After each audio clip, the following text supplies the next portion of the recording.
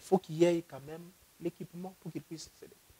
Imaginez qu'on prend aujourd'hui des militaires, on les envoie à l'est du Congo pour qu'ils aillent finir la guerre là-bas, sans leur donner des armes, sans leur donner quoi que ce soit, l'équipement. Comment ils vont s'aider?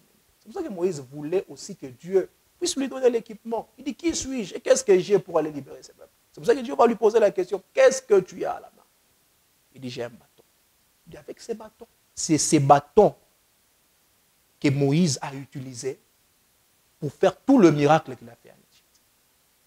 Même pour séparer la mer Rouge. Dans sa parole, je mets devant toi deux chemins, le bien et le mal. Choisis lequel tu veux suivre. Mais moi, ton Dieu, je te demanderai de suivre le bien, afin que tu vives, pour que tu vives. Pour votre édification spirituelle et une bonne marche chrétienne, suivez désormais l'émission À la lumière de la parole de Dieu sur la chaîne YouTube Jonas Lonkutumpa, la chaîne officielle. Ni par la force, ni par la puissance, mais c'est par ton esprit. Aide-moi, Seigneur. À la lumière de la parole, élargis votre champ de connaissances sur la véritable parole de Dieu. Jean 8, 32, Psaume 119, 105, tels sont les versets de base de cette belle émission qui aura pour invité principal le pasteur Jonas Lonkutumpa, la Jedidia.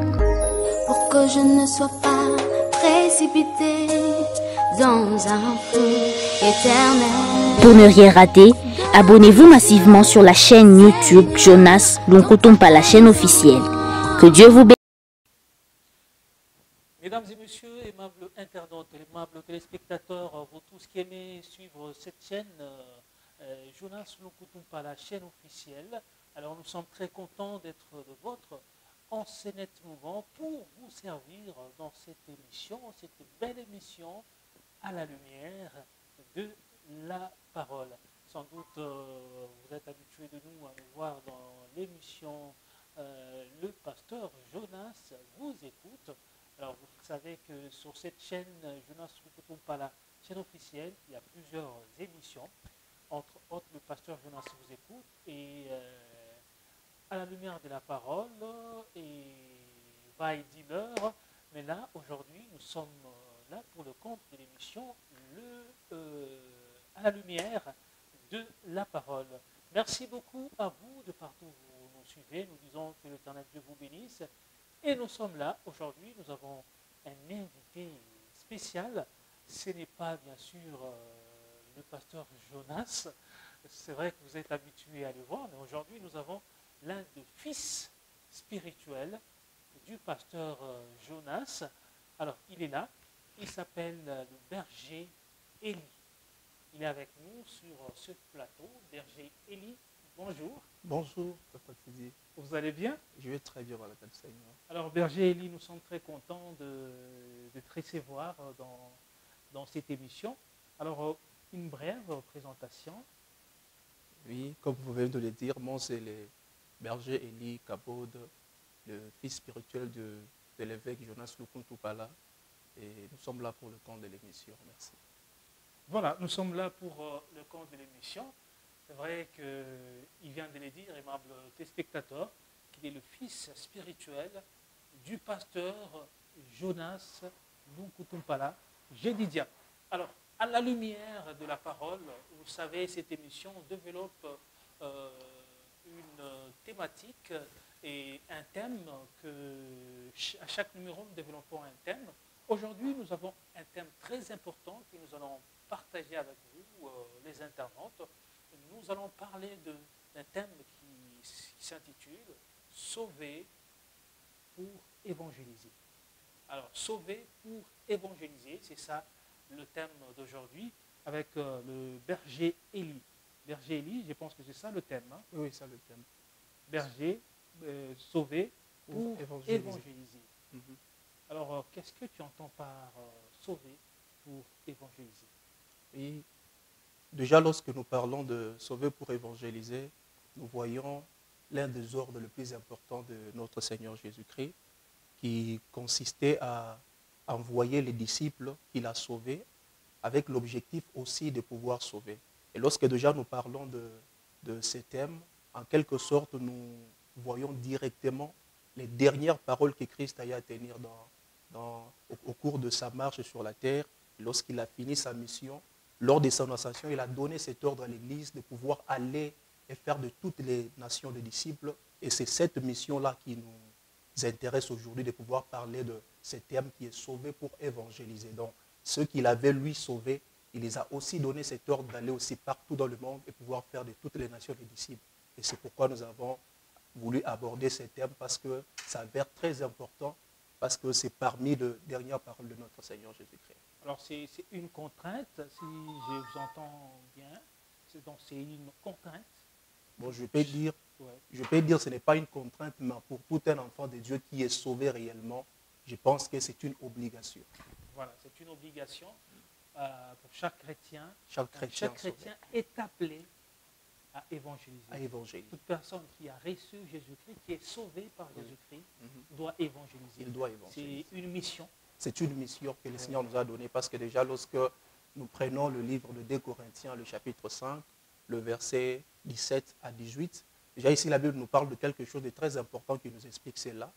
Et la Bible dit, je ne sais pas si on peut le lire, la Bible dit, si quelqu'un est en Christ, il est une nouvelle créature et toutes choses sont passées et voici toutes choses sont devenues nouvelles. Mais lorsque vous prenez le passage et le verset 18, la Bible dit, le fait que l'homme est réconcilié avec Dieu, c'est la viande de Jésus-Christ qui a quitté le ciel et qui était venu dans l'objectif de pouvoir réconcilier les mondes avec Dieu au travers de son sang. Mais il ajoute aussi en disant, et après avoir nous réconcilié les mondes avec Dieu, Dieu nous a donné aussi le ministère de la réconciliation. Pour dire que lorsque Christ est allé au ciel, sa mission consistait à sauver. Mais comme il y avait 2 générations qui devraient venir après Jésus, c'est comme ça qu'il dira, comme moi je m'en vais au Père, vous devrez rester et accomplir la même mission, continuer avec la mission. Parce que nous voyons, lorsque Jésus-Christ, lors de son ascension, la mission de Jésus en tant qu'homme cher était passée. Il fallait que les hommes qui devraient rester après lui, qu'ils aillent aussi continuer cette même mission. C'est pourquoi l'évangélisation, c'est une obligation pour tout un enfant de Dieu qui est sauvé. Sinon, si quelqu'un n'évangélise pas, il serait pareil à ces voleurs de la croix, parce qu'il n'avait plus beaucoup de temps après lui. Donc c'est très nécessaire et c'est une obligation pour toute personne qui est sauvée de pouvoir répondre à cet appel de Jésus-Christ qui est comme un ordre impératif qu'il a donné. Voilà, alors je vous laisse un peu développer ce thème et je veux de temps en temps vous poser quelques questions. Ok, comme j'étais en train de le dire, le sujet que nous avons à développer aujourd'hui, c'est sauver pour évangéliser. Et comme je venais de le dire, c'est parler de l'évangélisation dans la vie chrétienne, c'est parler d'une chose, la chose la plus importante dans la mission de Jésus-Christ, ou bien dans le vécu de Jésus. Ainsi, avant toute chose, je pense que je vais commencer avec l'introduction, parce que mon message est subdivise en 3 parties. Je parlerai de l'introduction. Et là, il sera question de comprendre, lorsqu'on parle de l'évangélisation, pourquoi l'évangélisation et qui doit évangéliser. Et c'est ici que nous allons voir cela. Et après ces points, il me serait vraiment important de parler de 3 niveaux d'appel par lesquels l'homme doit passer pour arriver à cette évangélisation. Et ici, il sera question de montrer que c'est quoi être sauvé. Parce que si c'est lui qui est sauvé doit évangéliser, on doit comprendre qui est réellement sauvé. Ainsi, il nous sera important de parler de 3 appels par lesquels il faut passer pour être sauvé et aller évangéliser. Et notre 3e partie, ou bien 3e point que nous allons développer à la fin, ça sera quelques principes de l'évangélisation que nous enseignent les premières personnes qui ont eu à évangéliser, à répondre à cet ordre de Jésus-Christ. Il sera question de parler dans le 3e point de quelques principes de l'évangélisation selon le premier mouvement évangélique qu'il y a eu. Et sans plus tarder, nous allons prendre la parole de Dieu. Nous sommes dans 4 livres que nous allons lire. Nous allons lire ces 3 portions d'écriture qui vont pouvoir nous aider à développer ces 3 points que nous venons d'énumérer. Premièrement, nous allons lire le livre de Matthieu, Matthieu 28, le verset 19 à 20. Deuxièmement, nous allons prendre Actes des Apôtres, le chapitre 16, le verset 31. Et notre 3e livre, nous allons prendre 2 Corinthiens, le chapitre 5, le verset 17 à 18.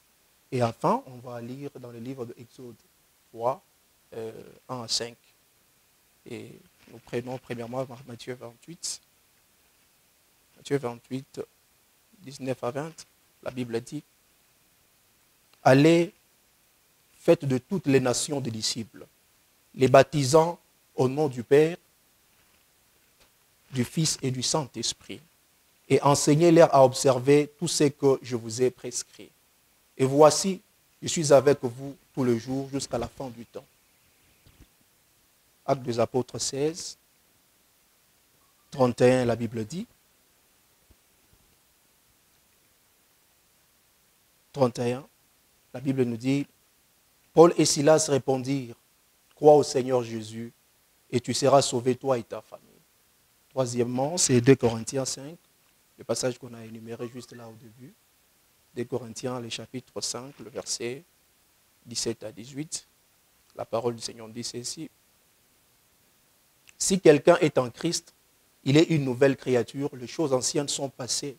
Voici, toutes choses sont devenues nouvelles. 18, la Bible dit, et tout cela vient de Dieu qui nous a réconciliés avec lui par Christ et qui nous a donné le ministère de la réconciliation. Et nous terminons avec Exode 3. Exode, le chapitre 3, le verset 1er à 5.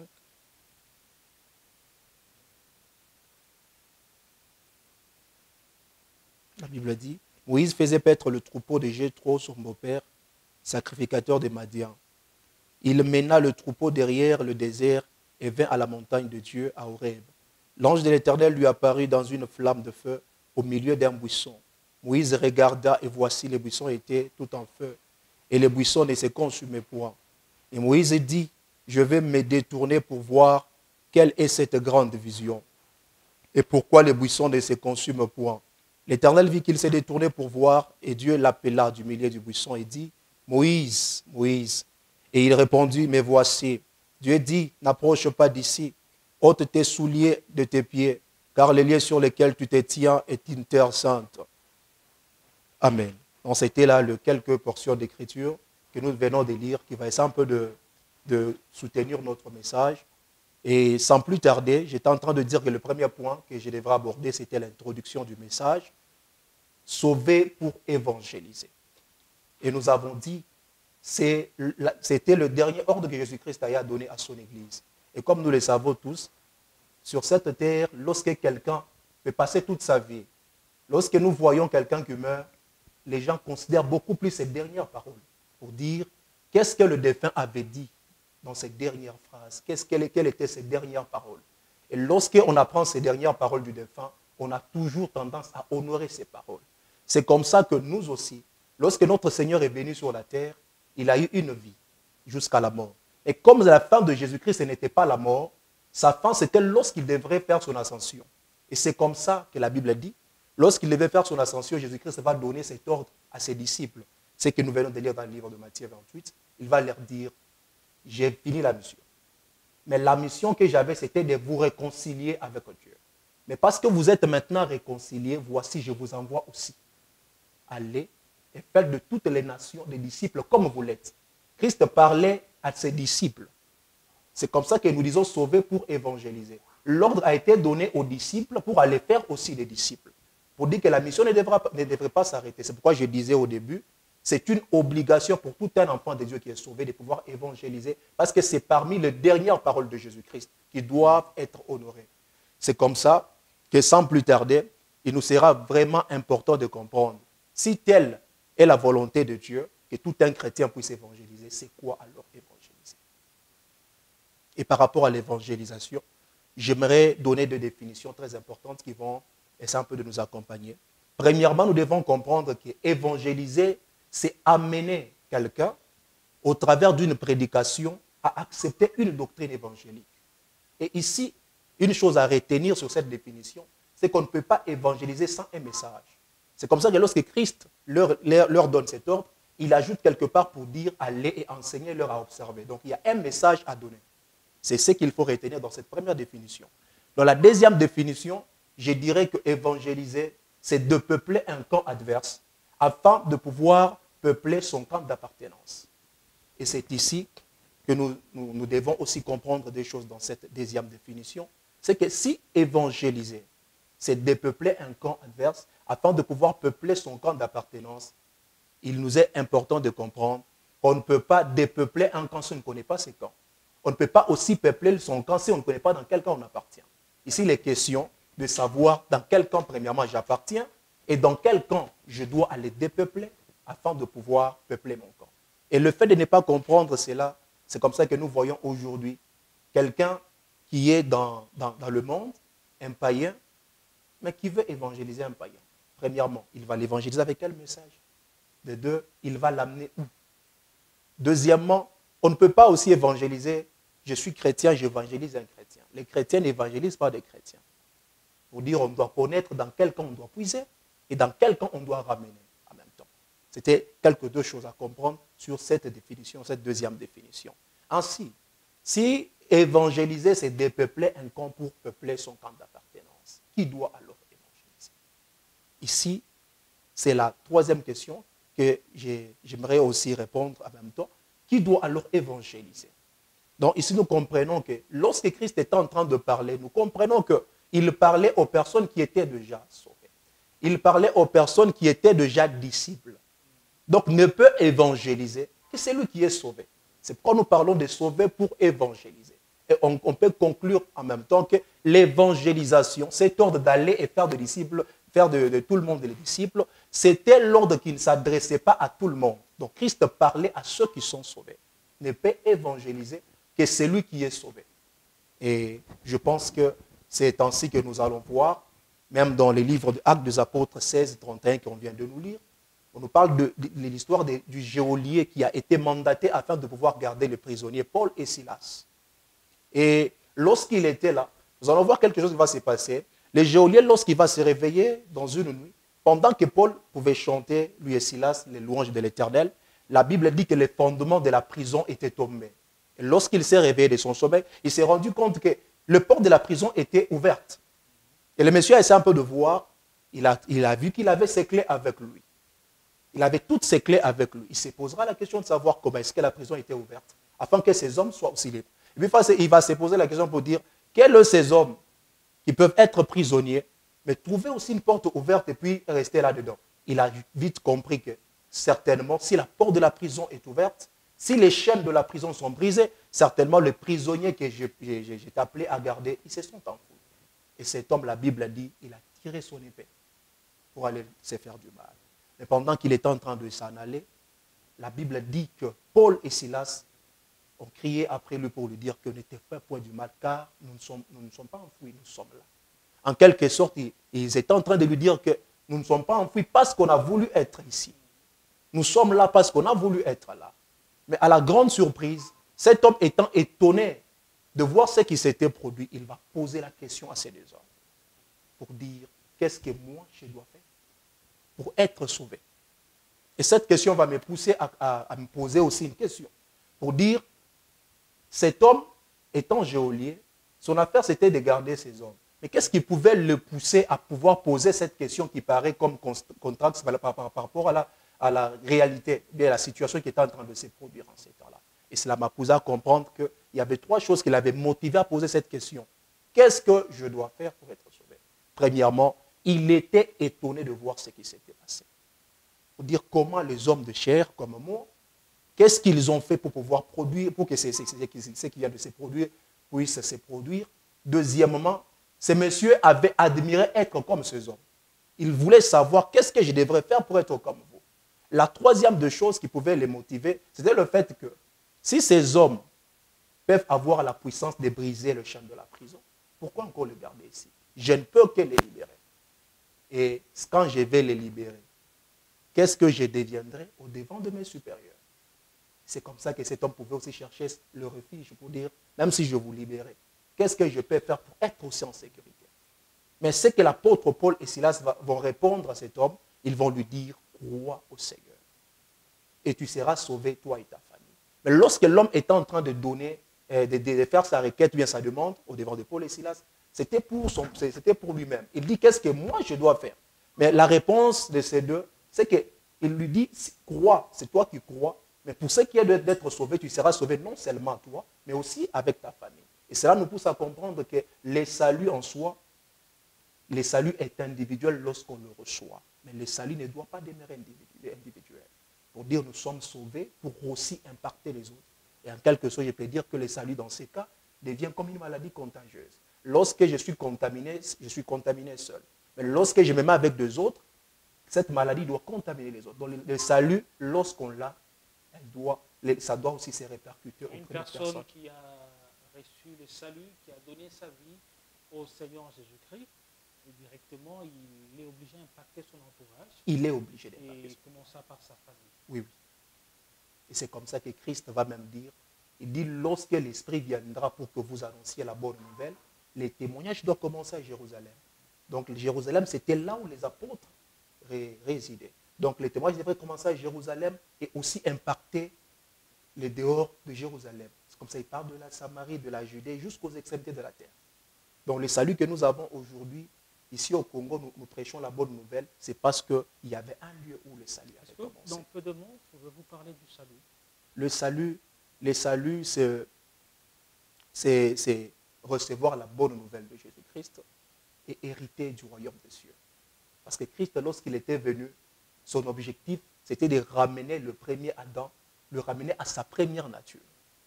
La Bible dit au commencement, lorsque Dieu a créé l'homme, la Bible a dit, l'homme a été créé à l'image de Dieu. Et c'est quoi l'image de Dieu? L'image de Dieu, c'était la nature là de Dieu. Donc l'homme était créé à l'image de Dieu, donc il était créé dans la sainteté de Dieu. Donc ce qui était comme la nature de Dieu. Dieu est saint et l'homme l'était aussi. Jusqu'au jour où il s'est infiltré le mal dans la personne de l'homme. Et c'est ce qui avait détaché l'homme de la nature de Dieu, c'était le péché. Mais lorsque Christ était venu, c'était juste pour ramener l'homme à sa première nature.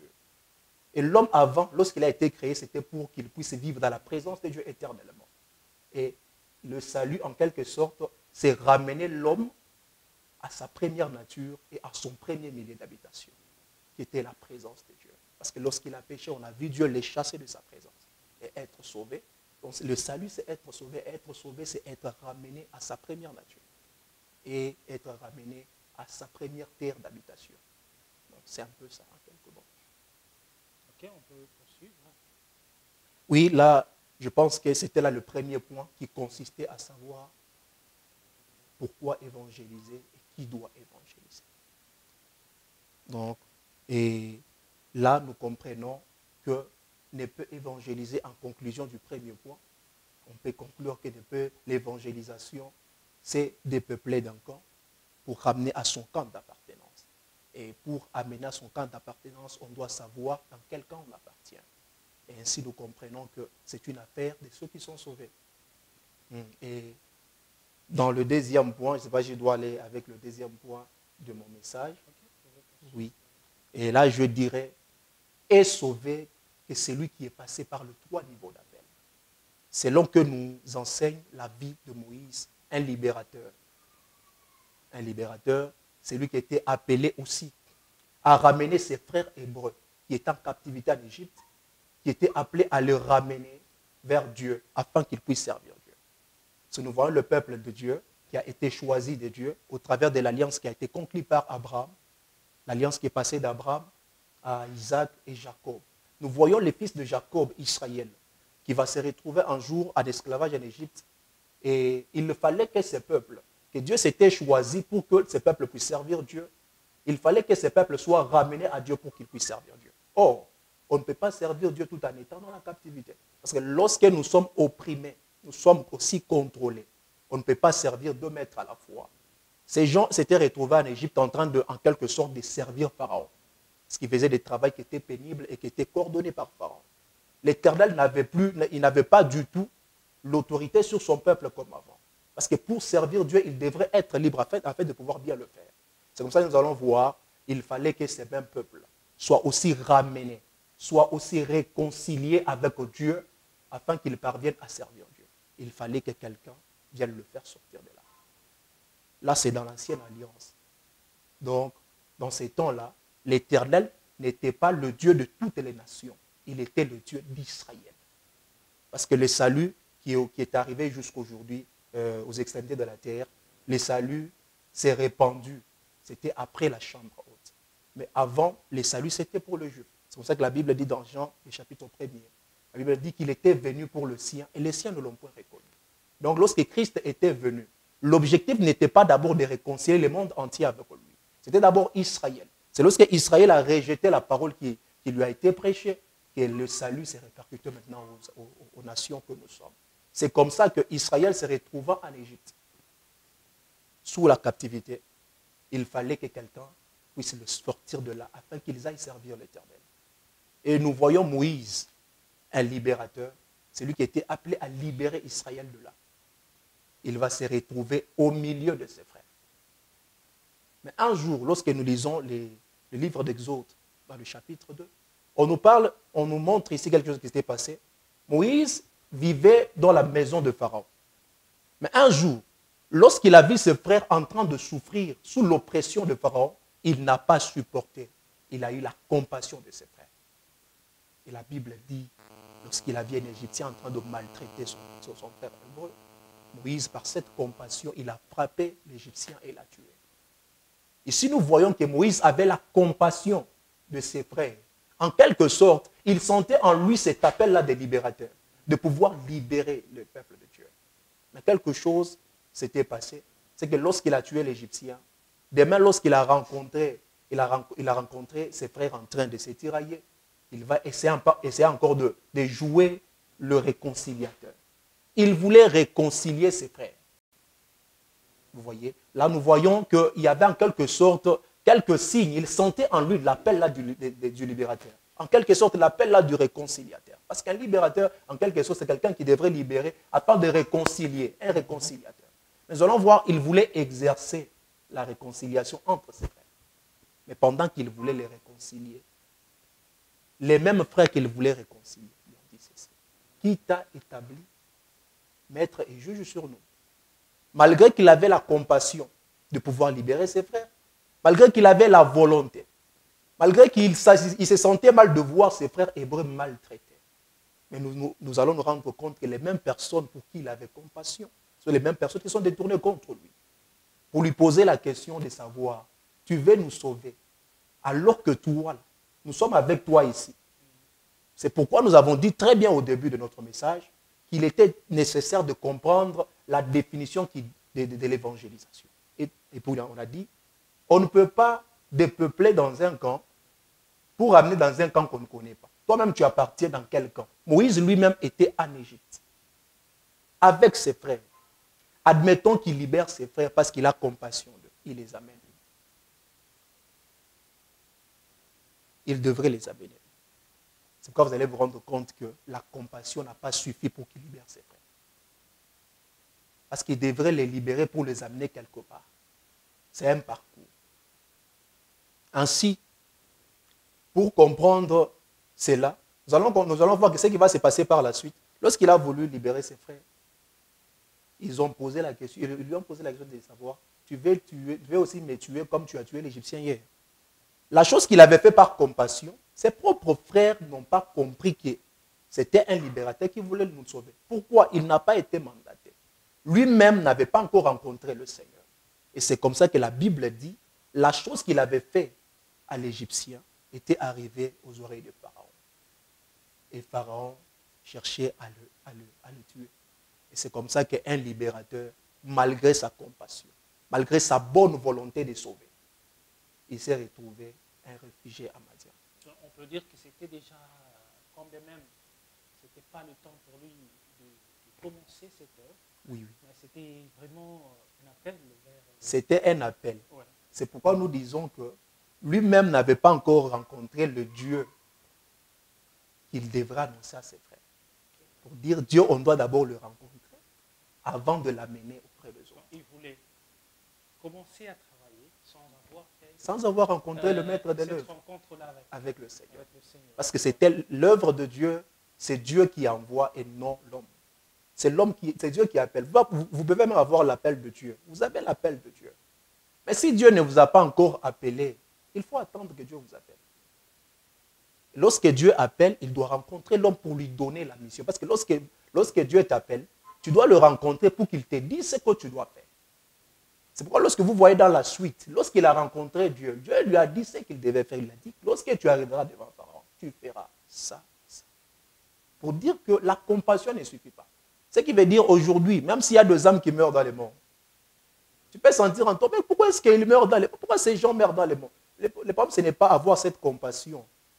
Tu risques d'aller, bien que tu as la compassion, mais on te pose la question qui t'a établi. Pour dire que pour arriver à cette mission du Sauveur, pour arriver à cette mission de réconcilier, nous comprenons en quelque sorte qu'il fallait passer par quelque chose. Il y avait un parcours à passer. Ainsi, je dirais, les saluts pour le rencontrer, c'est comme une flèche qui doit aller du monde vers le ciel. C'est ça le parcours.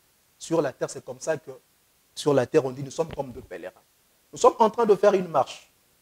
Donc, c'est comme une marche que nous sommes en train de faire. Donc, nous quittons le monde pour aller au ciel. C'est comme ça. Donc, c'est un parcours. Et ces parcours, si tu n'es pas encore passé par ces parcours, tu n'es pas encore sauvé. C'est pour ça que nous comprenons que ne peut être sauvé que celui qui est passé par ces parcours. Maintenant, c'est quoi ces parcours? Et c'est ce qui nous donne même déjà le charnière, afin de pouvoir parler de ce 3 niveaux d'appel pour arriver à évangéliser. Et Moïse devrait passer par ces 3 appels. Et il est passé par ces 3 appels jusqu'à arriver à cette œuvre salvatrice. L'évangélisation ne s'improvise pas. Ça ne s'improvise. C'est un travail qui commence d'abord par soi-même pour arriver aux autres. Oui, donc c'est un parcours. Et c'est comme ça que nous allons parler de ce 3 niveaux d'appel par lequel Moïse lui-même, les sauveurs, il est passé par ces 3 appels.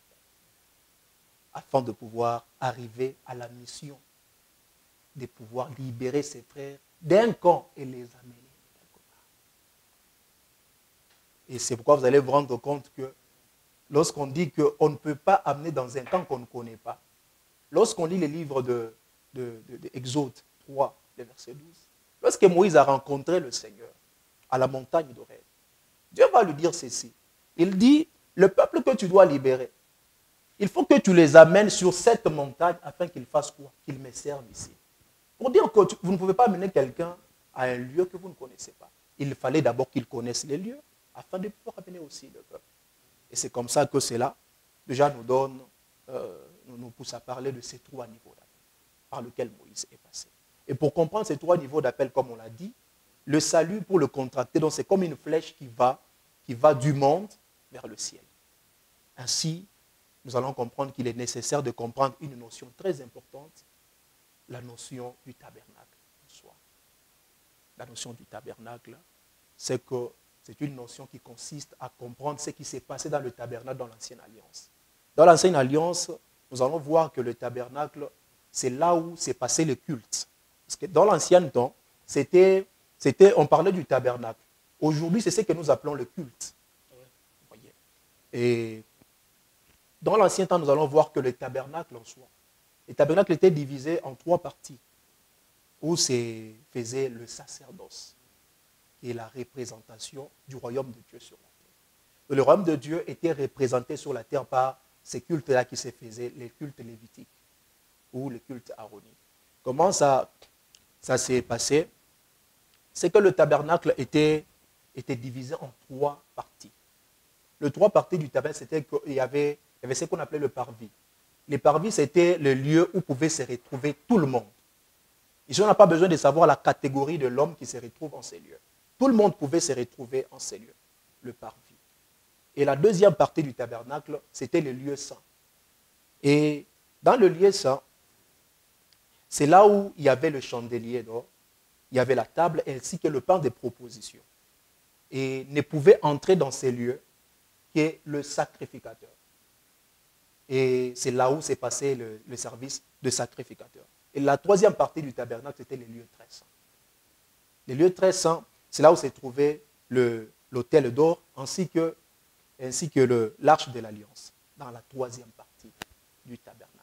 Et ne pouvait entrer dans cette partie qui est le souverain sacrificateur, qui devrait entrer dans ces lieux avec le sang de bouc, le sang de taureau, pour la rémission de péché du peuple.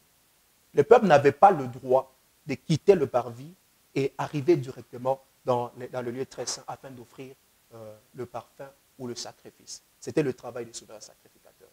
Mais qu'est-ce que la Bible nous dit? La Bible nous dit dans Hébreux 9 que toutes ces choses qui se faisaient dans l'ancien temps, c'était juste l'ombre de choses à venir. Et dont la réalité, c'était en Jésus. Pour dire que tout ce qui s'est passé dans ces tabernacles, ça représentait quelque chose dans la nouvelle alliance. Mais lorsque Christ est venu dans la nouvelle alliance, nous allons voir les mêmes choses. Ça va se reproduire, mais avec une autre image. Premièrement, lorsque nous voyons le parvis dans les temps anciens, le parvis, c'était juste l'image du monde. Le parvis, c'est là où il y avait tout le peuple.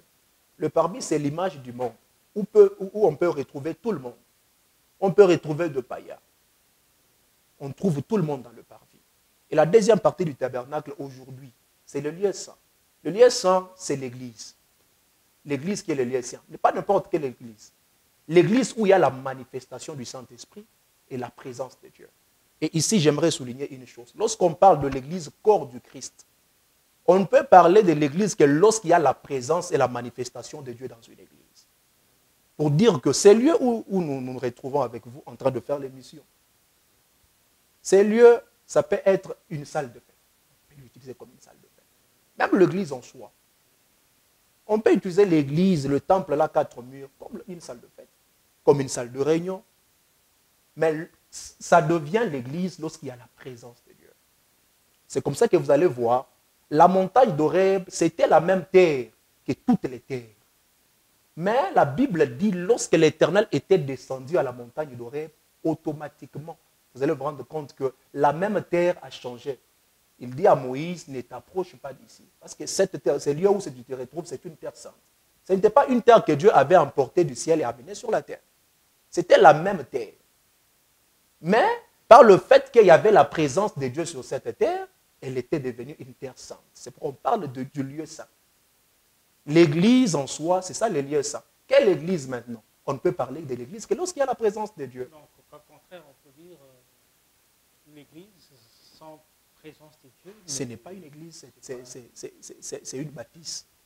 Alors, on veut dire aussi que dans une salle de culte, oui. Quand est-ce qu'on peut dire maintenant que là, ça devient l'église? Parce qu'on voit le plus souvent dans certaines églises, une salle de culte, des fois il y a des rayons, tel que tu venais de les dire, des fois même des fêtes. Oui, oui. Ouais. D'ailleurs, c'est ce qui explique ce que je suis en train de dire. Ouais.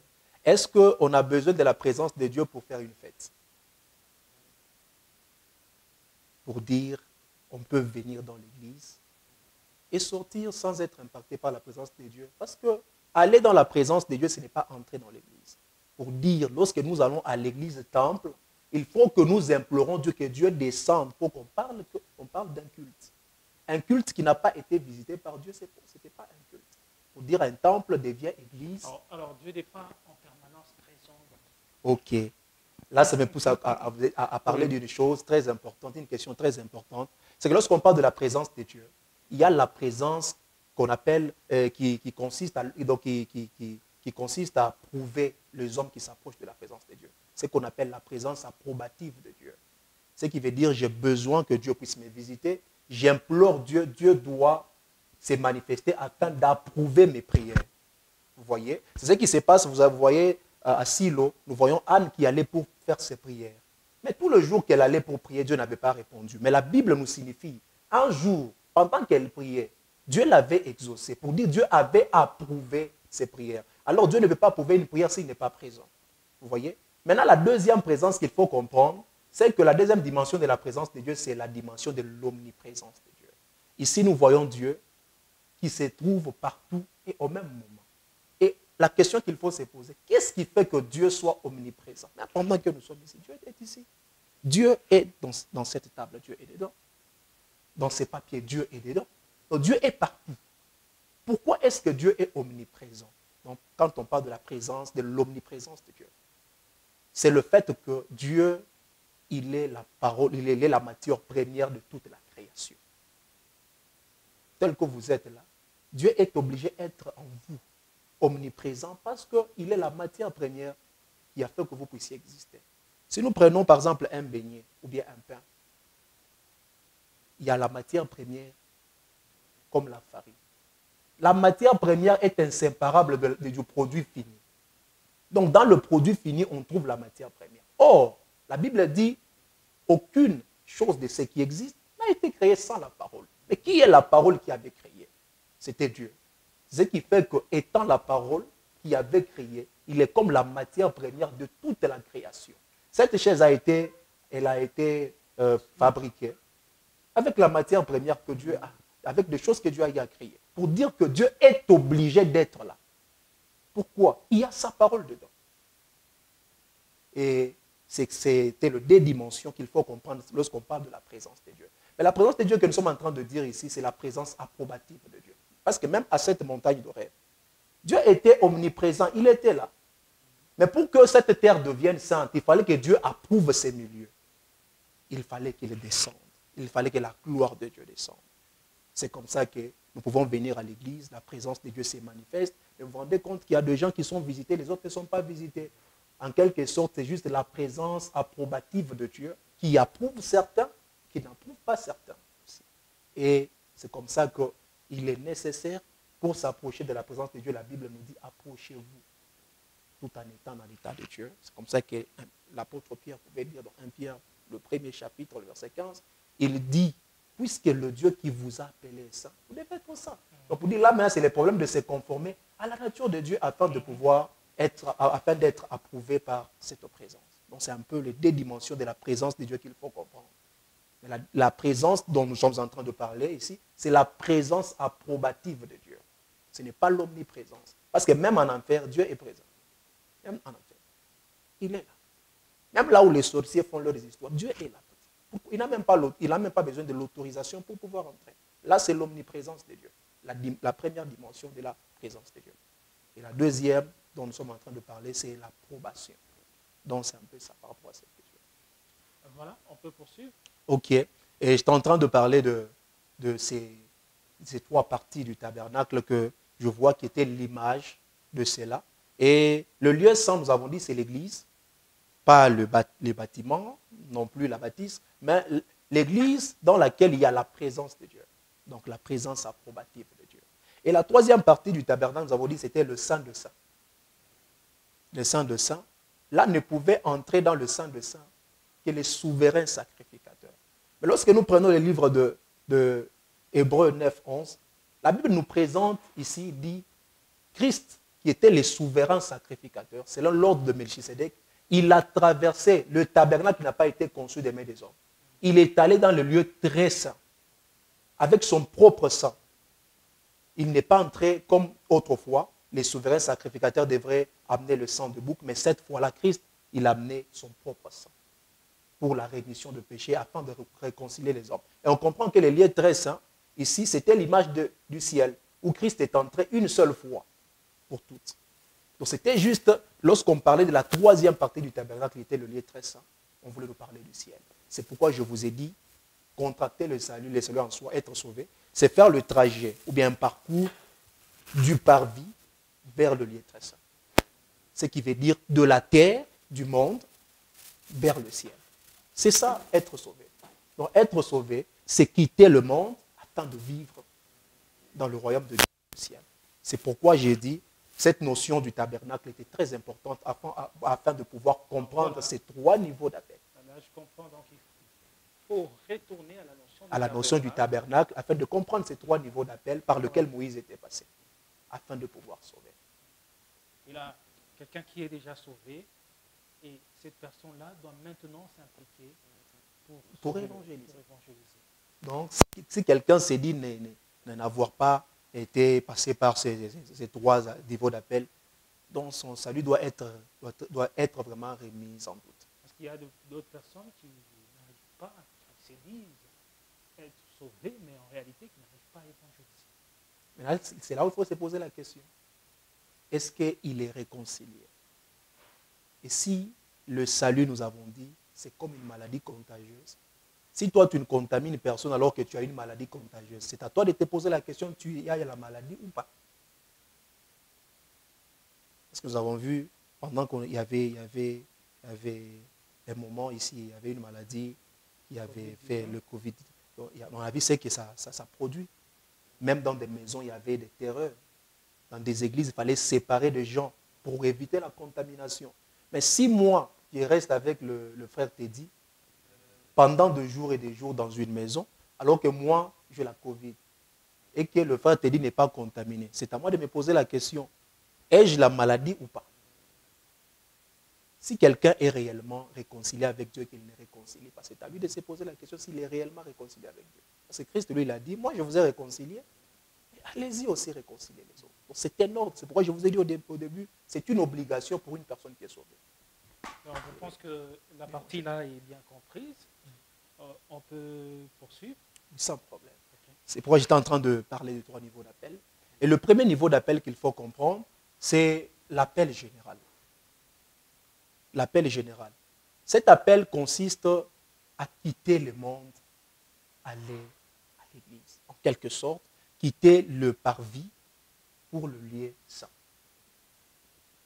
C'est pourquoi on parle de l'appel général.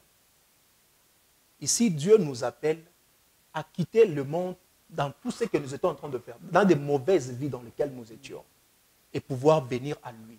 C'est ici que lorsque vous lisez Matthieu 11, 28, la Bible dit, c'est Jésus qui parle, il dit, venez à moi tel que vous êtes. Donc, lorsque tu es dans le monde, tu as une certaine vie qui n'est pas conforme à la volonté de Dieu.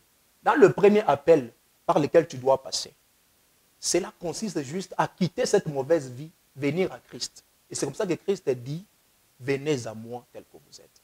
Et 3 choses à comprendre dans cet appel, qui sont vraiment très importantes, c'est que dans cet appel, ce n'est pas l'homme qui vient vers Dieu, bien qui cherche Dieu. Ce n'est pas l'homme qui cherche Dieu. Ici, c'est Dieu qui vient à la recherche de l'homme. C'est comme ça que tous nous étions dans le monde une fois. Et lorsque nous avons entendu la parole du Seigneur, c'est Dieu qui nous propose ici. C'est pourquoi nous voyons Moïse.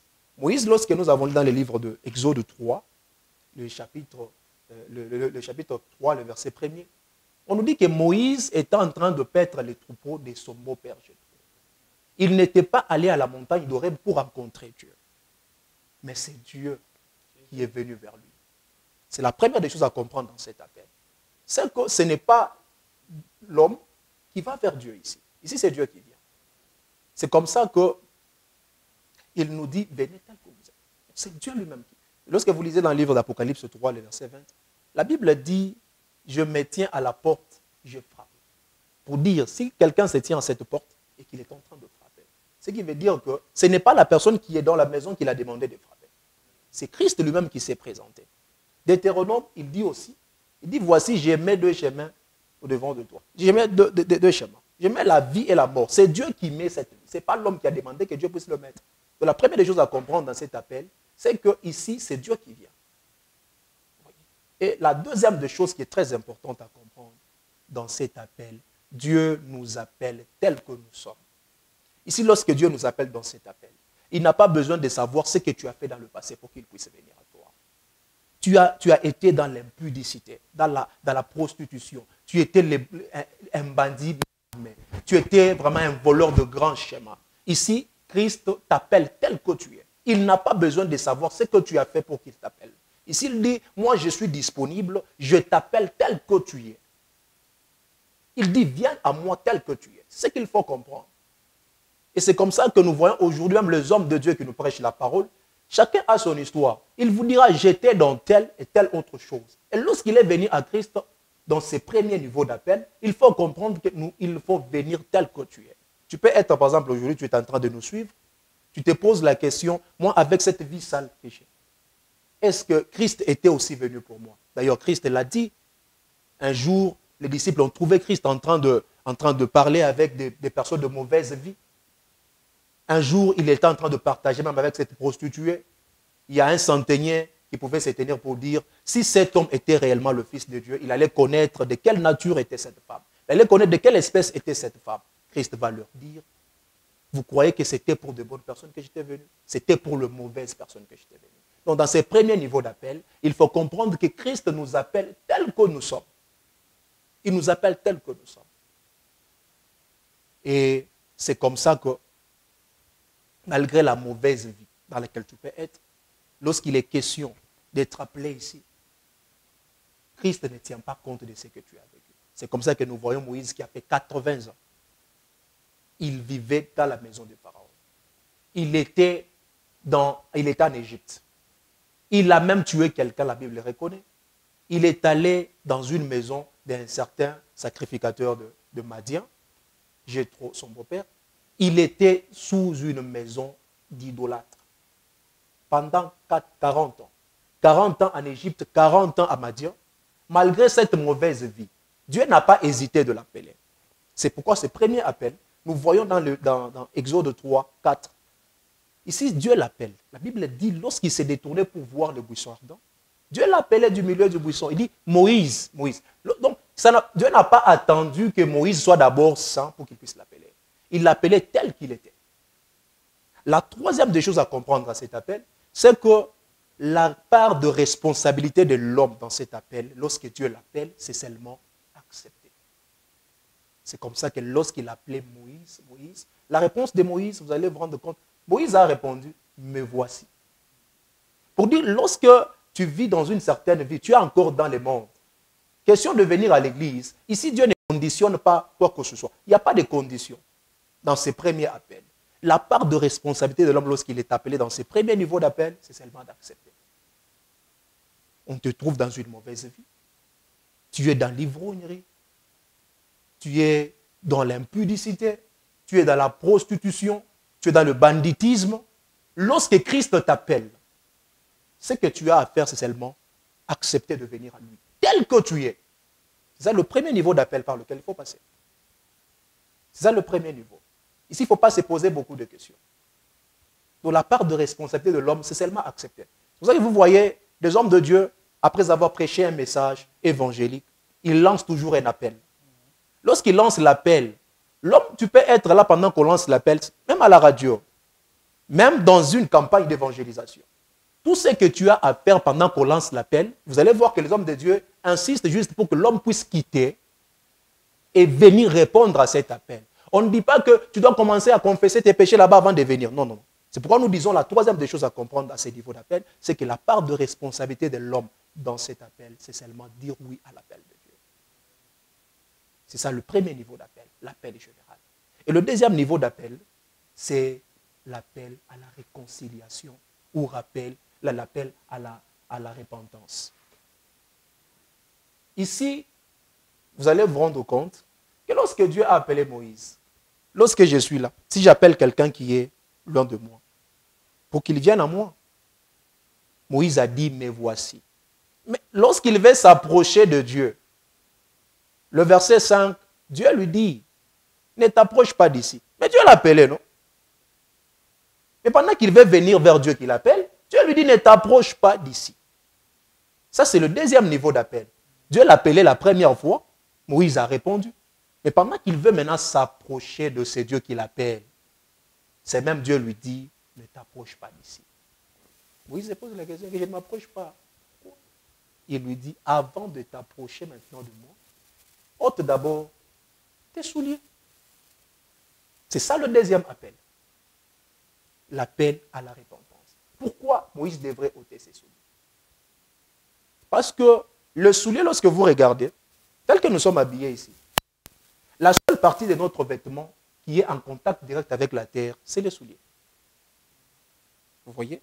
Donc l'ancienne terre sur laquelle Moïse avait à marcher, c'est la partie de ses vêtements qui était en contact avec cette ancienne terre pendant 80 ans, c'était ses souliers.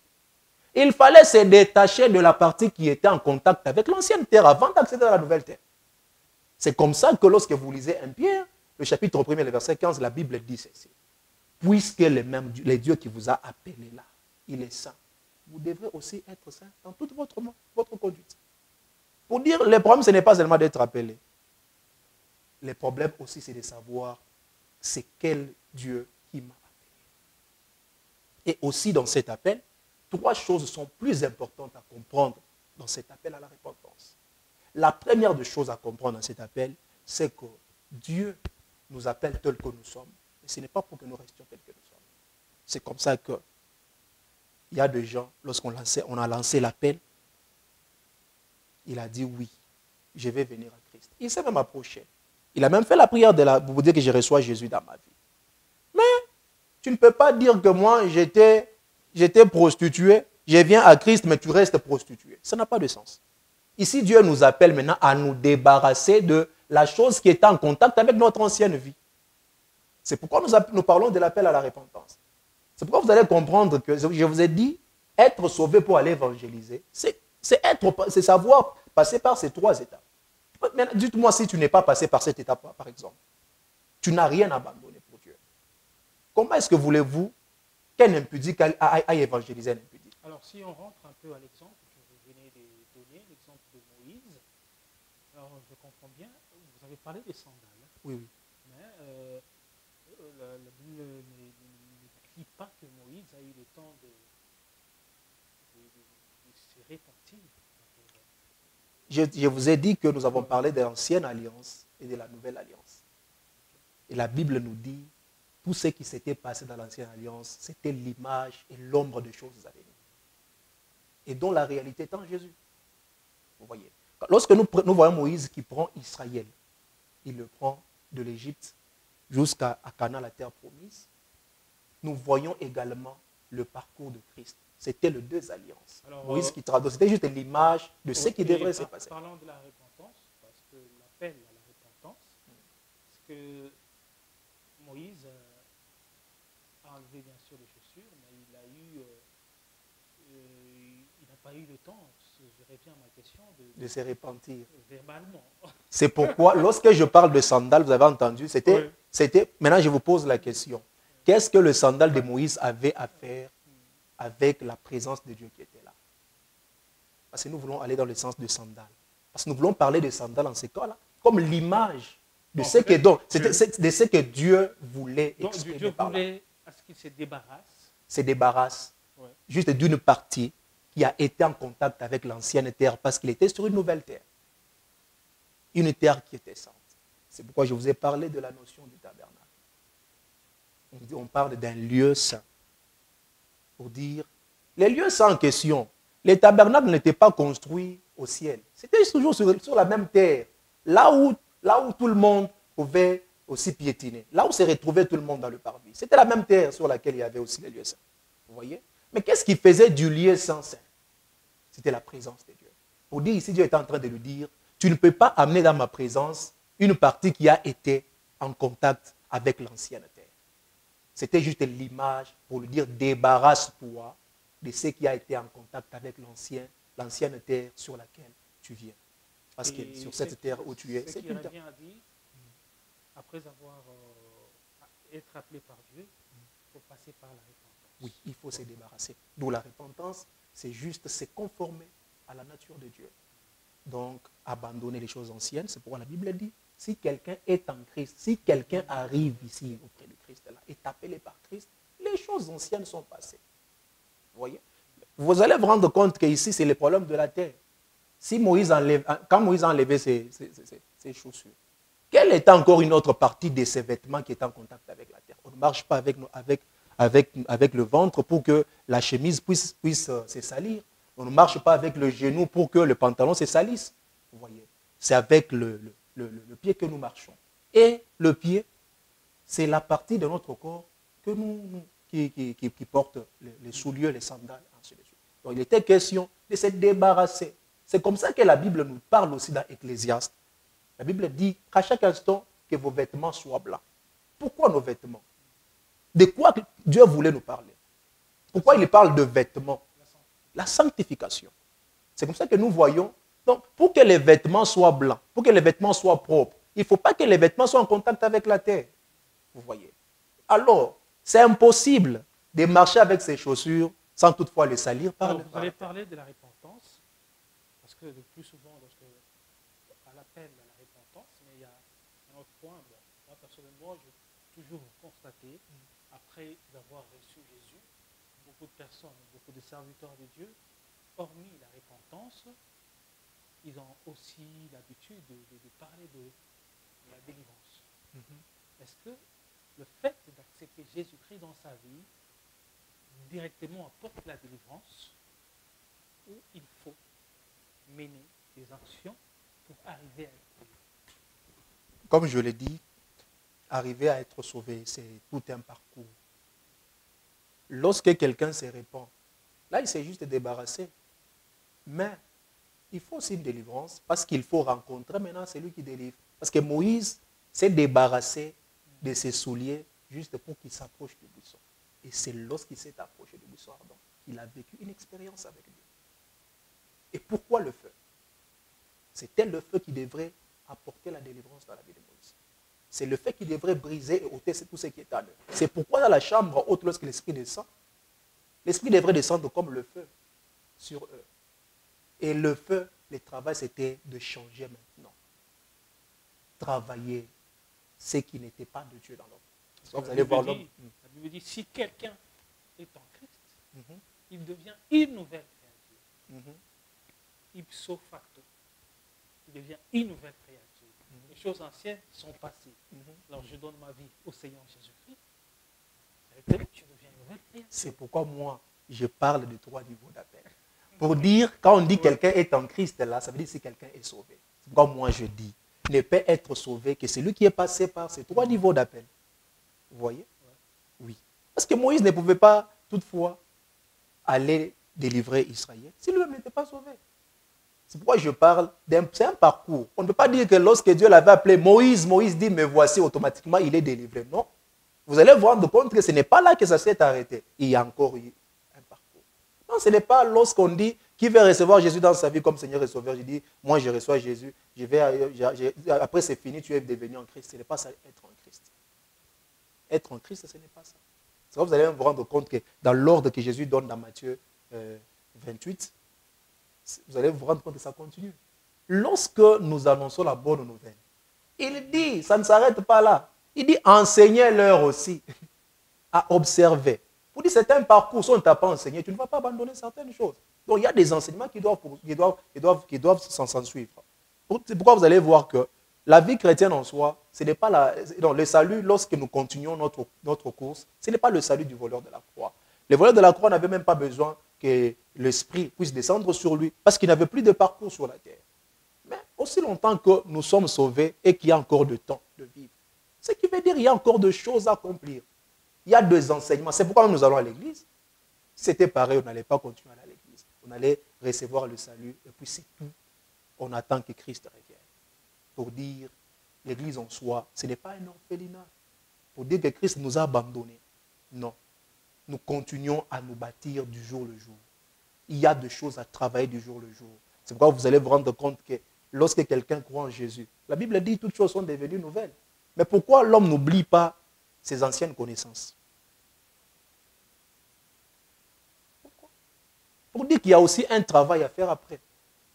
Ce qui veut dire, on peut être un chrétien, mais si on n'a pas travaillé son insolence, on sera un chrétien insolent. C'est pourquoi on trouve par moi à l'église. Il est chrétien. Il parle la langue, mais il est insolent. En fait, est-ce que quelqu'un qui reçoit Jésus-Christ dans sa vie, directement, la personne a les saluts à la minute où la personne reçoit Jésus-Christ dans sa vie? La personne a l'accès. De tout cœur. Oui. Et par exemple, la personne reçoit Jésus maintenant, et par quelques minutes, la personne arrive à mourir. Est-ce que cette personne-là peut-elle avoir la vie éternelle? Oui, l'exemple déjà, on parlait du voleur de la croix. Il n'a jamais été baptisé, il n'a jamais reçu le Saint-Esprit, il n'a jamais parlé en langue, il n'a jamais exercé un don spirituel. Mais Jésus-Christ lui a dit, parce que tu as juste confessé de ta bouche. Ce soir même, nous serons avec toi. Maintenant, pourquoi ce soir nous serons avec toi? C'est parce que Christ avait compris que le salaire du péché, c'est la mort. Donc, ce type il ne va plus de redescendre de la croix. Il va mourir ici à la croix. Pour dire sa fin, c'est ce soir qu'il va mourir. Alors, c'est là que je reviens dans ce que j'avais dit. Donc, lorsqu'on reçoit, déjà, on a les saluts. Oui, oui. Alors, la délivrance, peut-être par rapport à notre marche par la suite. C'est pour dire que lorsque nous recevons Jésus ici, au départ, nous avons l'accès à ces parcours. Donc, Christ peut accomplir toutes ces choses au même moment, aussi longtemps que l'homme n'a plus de vie au devant de lui. Et si l'homme a encore une longue vie au devant de lui, il y a des choses qui se travaillent du jour au jour. Parce que le voleur de la croix, il n'a jamais travaillé son caractère. Pourquoi? Il n'avait plus le temps de vivre. Alors que le caractère, c'est dans notre vécu qu'on doit le travailler. Mais s'il n'a pas encore de vie, pourquoi il doit travailler son caractère? Donc ici, son esprit est renouvelé. Or, le caractère se manifeste dans la chair. Si la chair doit passer, pourquoi travailler le caractère? Or, lorsque nous recevons Christ, c'est notre esprit qui est renouvelé. Donc ici, son esprit est sauvé, son âme est sauvée. Mais sa chair, comme le caractère, c'est quelque chose qui se révèle dans la chair. Comme la chair n'a plus de vie, donc ce n'est plus important. Voilà, alors on peut poursuivre pour gagner le temps. Ok. J'étais en train de parler de l'appel à la repentance. Et dans cet appel, j'étais en train de dire, la première des choses à retenir dans cet appel, c'est que dans cet appel, Christ nous appelle tel que nous sommes. Et ce n'est pas pour que nous demeurions tel que Christ nous appelait. Donc, si nous voyons, il faut que les menteurs puissent quitter du mensonge à la vérité, que l'impudique puisse quitter de l'impudicité à se sanctifier. Donc, il faut quitter d'une chose à une autre. Une chose qui était importante à comprendre dans cet appel, la première. La deuxième de choses dans cet appel, c'est qu'on ne peut pas abandonner les péchés qu'on n'a pas reconnus. Vous dites que Christ vous a sauvé. Il vous a sauvé de quoi? Les voleurs de la croix pouvaient reconnaître que j'étais un bandit. Christ m'a pris du banditisme pour faire de moi un homme nouveau. Donc pour dire, tu dois reconnaître ta vie. La vie dans laquelle tu étais avant que tu ne rencontres Christ. C'était quoi la vie dans laquelle tu étais? Vous voyez? Donc c'est la deuxième des choses à comprendre ici. Et la troisième des choses à comprendre dans cet appel, c'est qu'on ne peut pas aimer ses sandales et aimer aussi les buissons ardents. Moïse a dit, je vais me détourner pour voir cette grande vision. Ce qui veut dire qu'il était intéressé par cette vision de Dieu. Mais c'est que Dieu va lui dire, ôte les sandales. Mais si Moïse, je me pose la question, si Moïse avait refusé d'enlever ses sandales et s'était approché du buisson, qu'est-ce qui allait arriver? Les buissons allaient le consumer. Vous voyez? C'est comme ça qu'il y a beaucoup de gens qui sont à l'église. Ils se disent, je suis déjà chrétien. Mais par le fait de ne pas avoir abandonné certaines choses dans lesquelles il était, il y a certaines personnes qui vivent le malheur, qui vivent des problèmes. Vous voyez? Si je me pose la question, si Moïse avait dit, je m'approche pour voir ce qui se passe dans ces buissons, parce que je vois, il y a un buisson ardent qui ne se consume pas. Il était intéressé par la vision. Mais lorsqu'il s'est détourné pour voir les buissons qui ne se consumaient pas, Christ lui a dit, ôte les sandales. Pour dire, dans la troisième des choses qu'il faut comprendre, il ne faut pas aimer les buissons ardents, et aussi aimer les sandales. On ne peut pas aimer les deux choses à la fois. Tu veux voir cette grande vision, tu veux arriver à contempler ces grands dieux, il faut te débarrasser. Et la troisième chose, le troisième niveau directement, pour ne pas prendre beaucoup de temps, c'est l'appel au ministère de la réconciliation.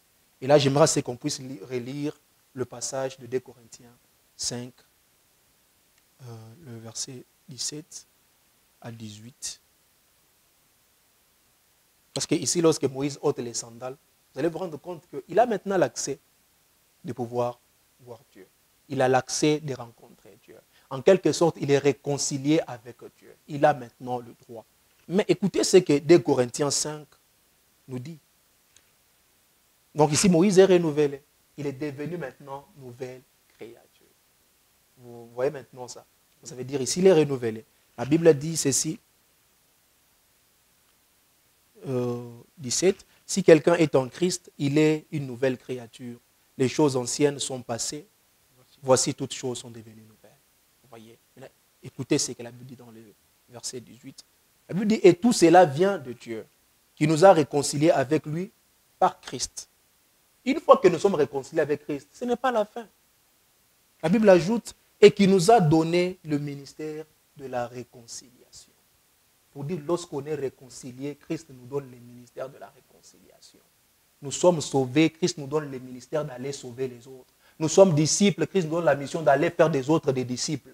C'est pourquoi nous avons intitulé ce terme « Sauvé pour évangéliser ». Donc on est sauvé pour sauver. Lorsqu'on arrive à ce stade, à cet appel à la repentance, on franchit cet appel. L'étape qui suit, lorsque vous lisez Exode 3, le verset 10, lorsqu'il a fini de vivre cette expérience avec Dieu, Dieu lui a dit maintenant, va vers Israël. Va en Égypte. Va leur dire quoi? J'ai rencontré les dieux de votre père. Le Dieu de vos pères. Le Dieu d'Abraham, le Dieu d'Isaac et de Jacob, je l'ai rencontré. Donc s'il n'avait pas rencontré Dieu, il ne pouvait pas annoncer un Dieu qu'il n'a pas rencontré. Donc on ne peut pas annoncer Dieu si on ne l'a pas rencontré. C'est alors que Christ, lorsqu'il a rencontré Dieu, après cette expérience avec Dieu, Dieu n'a pas dit ça va, c'est fini, rentre maintenant chez Madia. Non, Dieu va lui dire, parce que tu m'as vu, parce que tu as vécu une expérience avec moi, parce que tu m'as rencontré, maintenant va aussi vers Israël, va leur annoncer ce que tu as vu, ce que tu as vécu. Et là, c'est le troisième niveau d'appel. Ici, c'est l'appel au ministère de la réconciliation. En quelque sorte, c'est ici que Christ nous envoie maintenant. Vous êtes sauvés, vous êtes réconciliés, vous êtes renouvelés, vous êtes une nouvelle créature, c'est bien. Vous êtes réconciliés avec Christ, voilà, je vous donne aussi les mêmes ministères de la réconciliation. Allez partout. Faites aussi des autres, des disciples. Aidez aussi aux autres à devenir comme vous. Mais une chose va nous intéresser dans cet appel, c'est que lorsque Christ nous envoie dans ce troisième niveau d'appel, il faut être équipé. C'est comme ça que Moïse va lui poser une question. Il dit, tu m'envoies. Qui suis-je pour aller? Exode 4, Dieu lui pose la question, qu'est-ce que tu as? On ne peut pas aller évangéliser si on n'est pas équipé. On doit avoir l'équipement. C'est comme un soldat qu'on envoie en mission. On ne peut pas envoyer un soldat en mission sans lui donner des munitions. Il faut qu'il y ait quand même l'équipement pour qu'il puisse s'aider. Imaginez qu'on prend aujourd'hui des militaires, on les envoie à l'est du Congo pour qu'ils aillent finir la guerre là-bas, sans leur donner des armes, sans leur donner quoi que ce soit, l'équipement. Comment ils vont s'aider? C'est pour ça que Moïse voulait aussi que Dieu puisse lui donner l'équipement. Il dit, qui suis-je et qu'est-ce que j'ai pour aller libérer ces peuples? C'est pour ça que Dieu va lui poser la question, qu'est-ce que tu as à la main? Il dit, j'ai un bâton. Il dit, avec ces bâtons, c'est ces bâtons que Moïse a utilisés pour faire tout le miracle qu'il a fait en Égypte. Même pour séparer la mer Rouge, c'était ces mêmes bâtons. Et ici, Dieu lui pose la question depuis au départ, lorsqu'il les rencontre. Il lui pose la question, qu'est-ce que tu as à la main? J'ai le bâton. Il dit, avec ces bâtons, lorsque tu arriveras, tu jetteras ces bâtons. Tu feras des miracles avec ces bâtons. Et c'est à partir de ces signes que je vais faire avec ces bâtons que le peuple croira que je t'ai envoyé. Vous voyez? C'est pour ça que vous allez vous rendre compte, lorsque Moïse est venu cette fois-ci, ses frères qui avaient posé la question l'autre fois pour dire qui t'a établi sur nous. Lorsqu'il est venu avec le miracle, avec l'équipement, personne ne lui a posé encore la question. Ils ont vu le miracle. C'est pour ça que vous ne pouvez pas aller en évangélisation sans l'équipement. On va vous poser la question, qui êtes-vous? Il faut que vous présentiez ce que vous êtes devenu en Christ et ce que vous avez. C'est pour ça qu'il y a certaines personnes, tu vas dire à Christ, donc Jésus-Christ est capable de te donner le mariage, toi-même tu es bloqué dans les célibats, ça n'a pas de sens. On va te poser la question, qu'est-ce que Christ a fait dans ta propre vie pour que tu m'annonces Christ là? Alors, tu reçois Jésus-Christ dans ta vie. Pour aller évangéliser, il faut d'abord prendre le temps. Il faut avoir un témoignage. Alors, il faut vraiment que ta vie soit vraiment travaillée. Ça doit être un témoignage, en quelque sorte. Il faut que la même parole s'était échangée. On doit voir quelqu'un qui était vraiment impossible, insupportable, et qu'on le voit, il y a un changement. Est-ce C'est le premier. Il faut nécessairement que la personne prenne un peu de temps en écoutant les enseignements et consorts pour aller évangéliser? Non, non, c'est pourquoi j'ai donné le troisième point de ces messages. Ce sont les principes de l'évangélisation. On va parler de ça tout à l'heure. Lorsqu'on a ces équipements, on sait qui on est et qu'est-ce qu'on a. On peut aller évangéliser. C'est comme ça que nous allons sans plus tarder, pour ne pas prendre tout le temps, on peut parler directement des principes de l'évangélisation. Parce que lorsque Christ a donné cet ordre, ce n'est pas nous qui allons faire, même aujourd'hui si nous avons annoncé cela à l'Église. Ce n'est pas parce qu'il y a un point aussi qu'il faut souligner, comment évangéliser. C'est ça. C'est ça. C'est pourquoi dans le principe de l'évangélisation, je pense que je vais essayer un peu de toucher à ces deux au même moment, en expliquant, pour gagner aussi le temps. En parlant du principe de l'évangélisation, ce sont des principes que personnellement j'ai attirés sur le premier mouvement évangélique. Christ a dit dans les évangiles, allez évangéliser. Maintenant, qui sont les premières personnes qui ont répondu favorablement à cet appel de Jésus, à cet ordre de Jésus? Nous voyons les premiers mouvements évangéliques. C'est ce qui s'est passé dans la chambre haute. Lorsque le Saint-Esprit est venu, lorsqu'il est venu, ils ont été équipés. Et la Bible dit, l'apôtre Pierre s'était présenté avec les 11. Ils ont commencé à annoncer la bonne nouvelle. Et ils ont gagné des âmes ce jour-là. Et c'est sur base de ces premiers mouvements évangéliques que nous allons un peu essayer de parler de ces quelques principes quelques principes de l'évangélisation. Dieu voulant, on peut parler même de 5 qui peuvent nous intéresser aujourd'hui plus rapidement. Le premier principe de l'évangile, c'est que lorsque l'Église a commencé en soi, parce que ce sont les sacrificateurs qui sont dans les lieux saints, qui doivent aller évangéliser ceux qui sont sauvés. Vous allez vous rendre compte que dans l'Église, nous sommes tous sauvés, mais nous ne faisons pas tous le même travail. Dans l'Église, il y a des membres qui sont comme des laïcs. Il y a aussi des personnes qu'on appelle de clergé, donc des personnes qui exercent des ministères, qui sont appelés à certains services. Il y a des diacres dans l'Église, il y a les anciens. Dans l'Église, il y a le chef de département, il y a le pasteur, il y a tout le ministère, il y a des ministres dans l'Église. Mais lorsqu'il est question d'aller, il faut aussi comprendre cette notion. La notion de ceux qui sont appelés au ministère, qui sont appelés au service, et ceux qui ne le sont pas, ceux qui sont comme membres simples de l'Église. En quelque sorte, ceux qui sont comme de laïcs et ceux qui sont comme de clergés. Dans la première Église, on a vu ces mêmes personnes étaient dans cette Église. C'est pour ça que nous allons voir lorsque la première Église a commencé, l'Église primitive, on voit Pierre et les 11. Lorsqu'ils sont en train de prêcher la parole, à un certain moment, il fallait instituer le diacre et les anciens dans l'Église. C'est comme ça qu'on a eu les premiers diacres et le premier diacre de l'Église primitive. On voit les Philippe, on voit par exemple Étienne qui a été lapidé. C'était le premier diacre de l'Église primitive qui a été institué dans l'acte 6. Lorsqu'on va instituer les diacres qui travaillent aux tables, il y a aussi des personnes qui ne travaillaient pas à l'Église, qui étaient comme des membres simples, qui écoutaient juste la parole, et le ministre qui prêchait la parole, les apôtres, en quelque sorte. Et le premier principe de l'évangélisation qu'il faut comprendre, c'est que l'évangélisation n'est pas seulement une affaire de ceux qui sont appelés au ministère. C'est une affaire de tout le monde.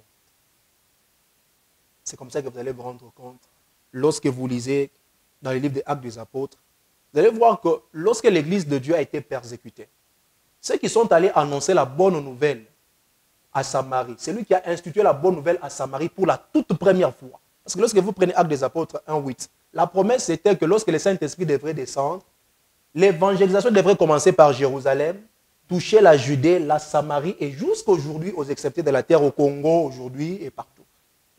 Mais lorsque l'évangile devrait toucher la Samarie, ce n'était pas Pierre, ce n'était pas les apôtres qui ont annoncé la bonne nouvelle. C'est lui qui a institué l'évangile à la Samarie, c'est lui qui a amené la bonne nouvelle à la Samarie. C'était des hommes, des chrétiens simples, ceux qui étaient persécutés. La Bible dit qu'ils ont annoncé la bonne nouvelle. Bien qu'ils étaient persécutés, pendant qu'ils étaient persécutés, ils ont annoncé la bonne nouvelle. La première chose qu'il faut comprendre sur l'évangélisation, lorsqu'il est question d'évangéliser, ce n'est pas d'abord une affaire de clergé. C'est un problème de tout le monde. L'apôtre Pierre était en train d'évangéliser. Les apôtres, ils étaient en train d'évangéliser, mais cela n'a pas empêché à Philippe, qui était un homme simple, qui n'était qu'un diacre de l'Église, d'annoncer aussi la bonne nouvelle.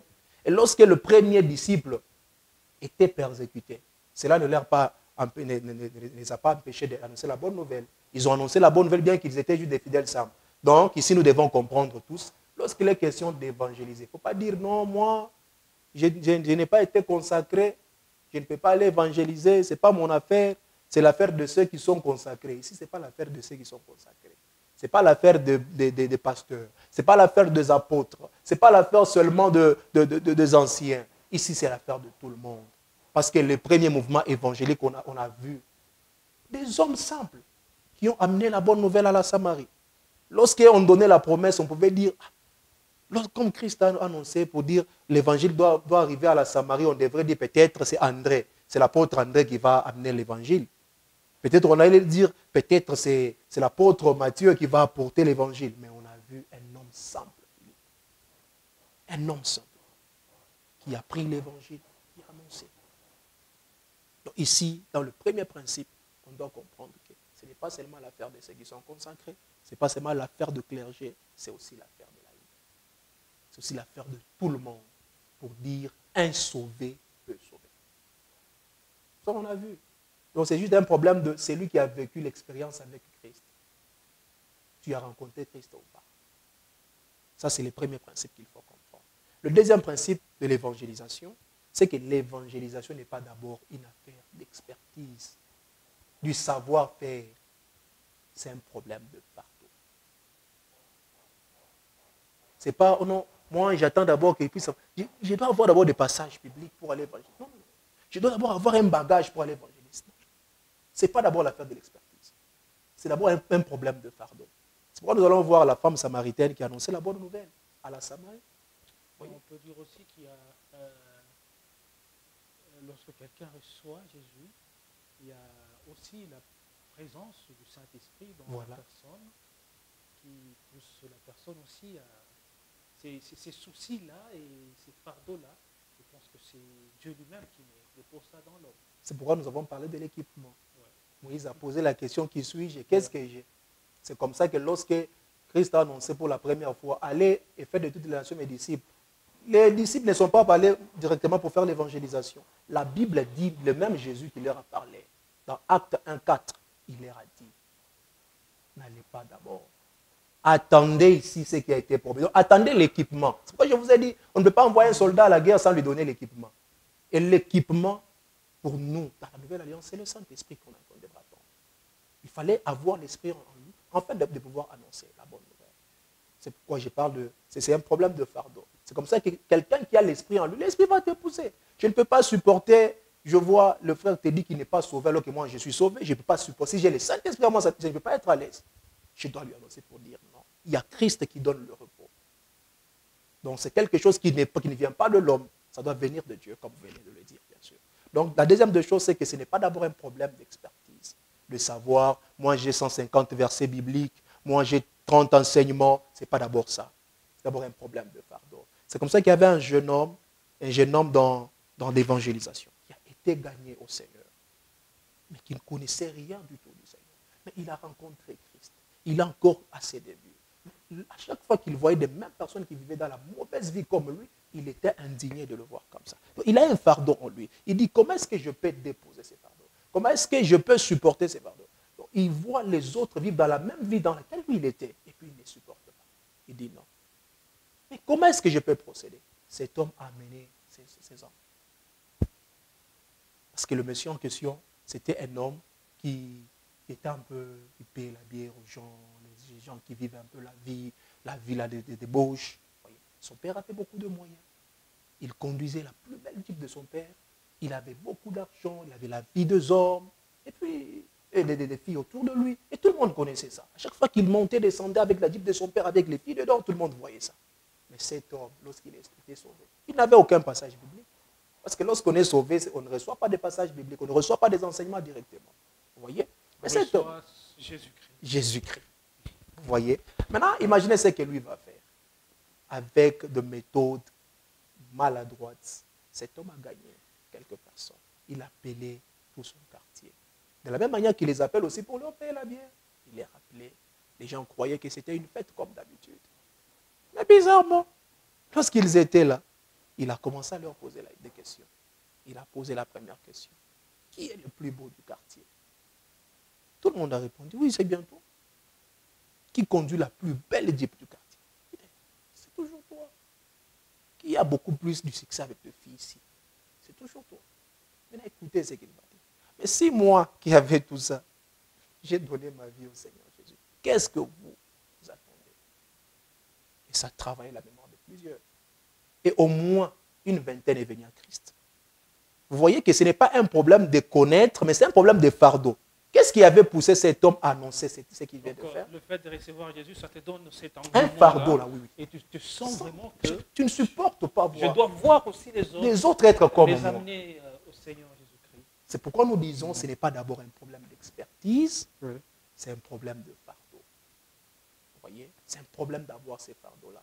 C'est pour ça qu'il y a beaucoup de gens à l'église qui attendent. Oh non, j'attends assez qu'on puisse d'abord me donner les enseignements.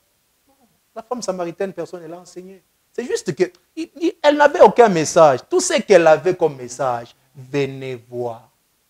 C'est lui qui m'a dit tout ce que j'ai fait. C'était ça son message. Mais lorsqu'elle a annoncé ce message, simple aussi que ça, la Bible dit toute la ville était venue. Toute la ville était venue à Christ pour venir voir ce que la dame a fait. Et on voit le fou de Gadara. Cet homme, Jésus ne lui a pas donné les enseignements pour qu'il aille annoncer la bonne nouvelle. Il a juste dit, va et dis-leur, ce que j'ai fait pour toi, c'est fini. Donc, c'est juste un problème de fardeau. Soit on a expérimenté, soit on n'a pas expérimenté la chose avec le Seigneur. Le deuxième principe très important à comprendre.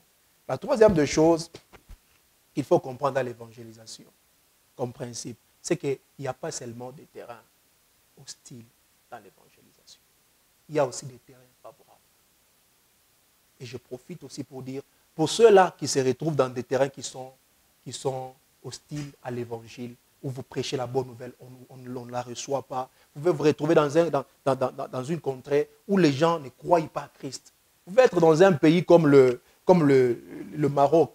Au Maroc, il n'y a pas à faire du christianisme dedans. C'est connu même dans la loi que le christianisme n'existe pas ici. Lorsqu'on t'apprend que tu es chrétien, c'est ridicule. On t'arrête.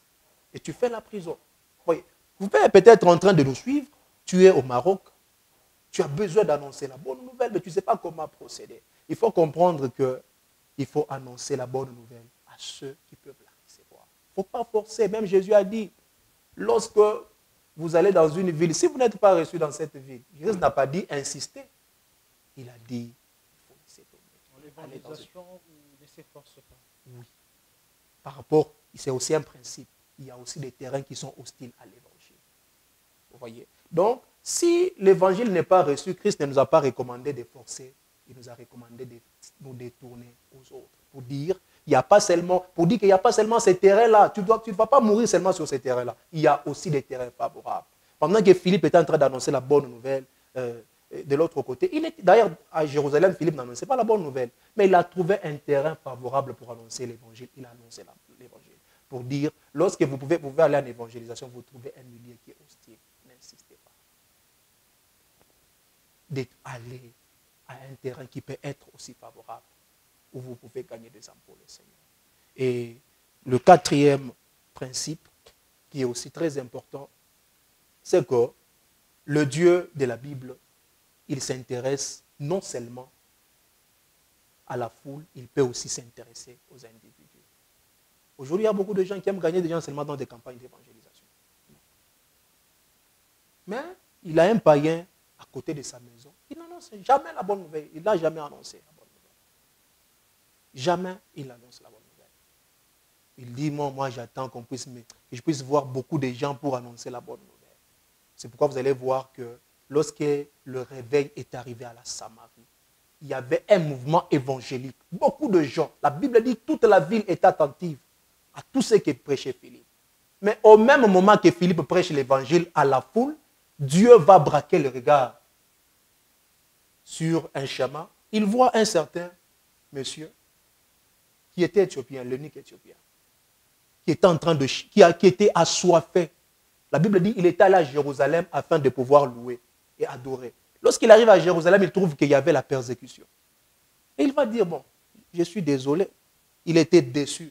Il a pris ses écritures, il a commencé à lire les prophètes Ésaïe. Il est en train de rentrer chez lui en Éthiopie. En même temps, la Bible dit qu'il y avait le réveil évangélique à la Samarie. Mais le même Dieu qui voulait que la Samarie soit sauvée, il a aussi vu un individu. Il va dire à Philippe, il dit, arrête ce que tu fais. Arrête ces mouvements qu'il y a ici. Il a enlevé Philippe pour l'amener sur ces chemins où il y avait l'eunuque éthiopien. C'est pourquoi nous disons dans le quatrième principe qu'il faut aussi comprendre l'évangélisation. Dieu n'est pas là seulement pour que le foule soit sauvé, il est là aussi pour des individus. Très souvent, nous négligeons les individus, oubliant que par moment, c'est par des individus qu'il y a aujourd'hui des foules. Aujourd'hui, nous parlons du pasteur Jonas. Si lui n'était pas sauvé, les foules qu'il y a derrière lui, ça n'allait pas exister aujourd'hui. Et c'est comme ça que je m'imagine même que cet homme, peut-être, il était le pasteur de la première église de l'Éthiopie. Parce qu'il était le premier Éthiopien à être sauvé. Pour dire, le même Dieu qui peut s'intéresser aux foules, il s'intéresse aussi aux individus. Donc, lorsque tu es appelé à aller sur le terrain de l'évangélisation, il ne faut pas seulement braquer le regard aux foules, il faut aussi savoir qu'il y a aussi des individus. Ça, et puis, le dernier principe que je peux donner, d'ailleurs, pour ce qui peut être nécessaire par rapport à ce que nous sommes en train de dire. Reste peu de minutes. C'est qu'il est vraiment important dans l'évangélisation de ne pas seulement aller, mais aussi d'écouter le Saint-Esprit pour que l'Esprit de Dieu puisse nous amener sur le terrain déjà bien préparé. Lorsque nous voyons Philippe qui arrive auprès de l'eunuque éthiopien, ce n'est pas lui qui était venu vers lui par sa propre force, parce qu'il ne connaissait même pas l'eunuque. Ici, c'est le Saint-Esprit qui les prend de la Samarie et l'amène sur ses chemins. Voilà. Alors, par rapport à ces points-là, parce qu'il y a certaines personnes qui se disent, la personne est là, elle dit non. Elle voit les gens en train de faire le mal, en train de faire le mal, et la personne se dit que non, je dois aller les évangéliser. Mais la personne s'est dit, avant d'aller, il faut que le Saint-Esprit me parle. Est-ce qu'il faut vraiment attendre que le Saint-Esprit puisse nous parler pour aller évangéliser, ou on doit? Ici, nous ne disons pas qu'il faut seulement écouter le Saint-Esprit pour aller évangéliser. Nous disons qu'il faut dépendre de l'Esprit. Pour dire que lorsque tu dépends de l'Esprit, dans certains cas d'évangélisation, les résultats deviennent faciles. Ce n'est pas le fait d'aller, mais c'est le fait de ce qui se passe. Lorsque tu es déjà allé, il faut maintenant dépendre du Saint-Esprit. Tu peux arriver comme ça, parce qu'on ne gagne pas avec les mêmes paroles. Tu peux arriver comme ça, le frère te dit, je ne pense pas que les paroles qui ont gagné le frère te dit, ce sont les paroles qui ont gagné le pasteur de l'Assemblée. C'est le Saint-Esprit qui... Voyez, c'est comme ça qui donne même les paroles. Les paroles, c'est pourquoi la Bible dit, lorsque vous arriverez sur place, ne vous posez pas des questions sur ce que vous allez dire dans l'évangélisation. Vous aurez, l'Esprit vous communiquera. C'est l'Esprit qui communique. Donc ça veut dire, l'affaire d'aller, ce n'est pas d'abord l'affaire de se poser des questions, oui, je connais ou je ne connais pas. Mais lorsque vous êtes sur le terrain, vous êtes devant la personne que vous voulez évangéliser, selon que l'Esprit vous a conduit. Il faut dépendre aussi de l'Esprit. Vous voyez, c'est pourquoi vous allez vous rendre compte que Philippe a fait un travail qui est très facile. Nous prenons aussi l'apôtre Pierre. Lorsqu'il a commencé à parler, nous allons voir qu'il fait un travail très facile. Il gagne 3000 personnes dans quelques minutes seulement. 3000 personnes. Par des paroles qu'il prononce dans quelques minutes. Pourquoi? Dieu l'avait conduit et l'avait orienté vers des fruits qui étaient déjà mûrs pour la cueillette.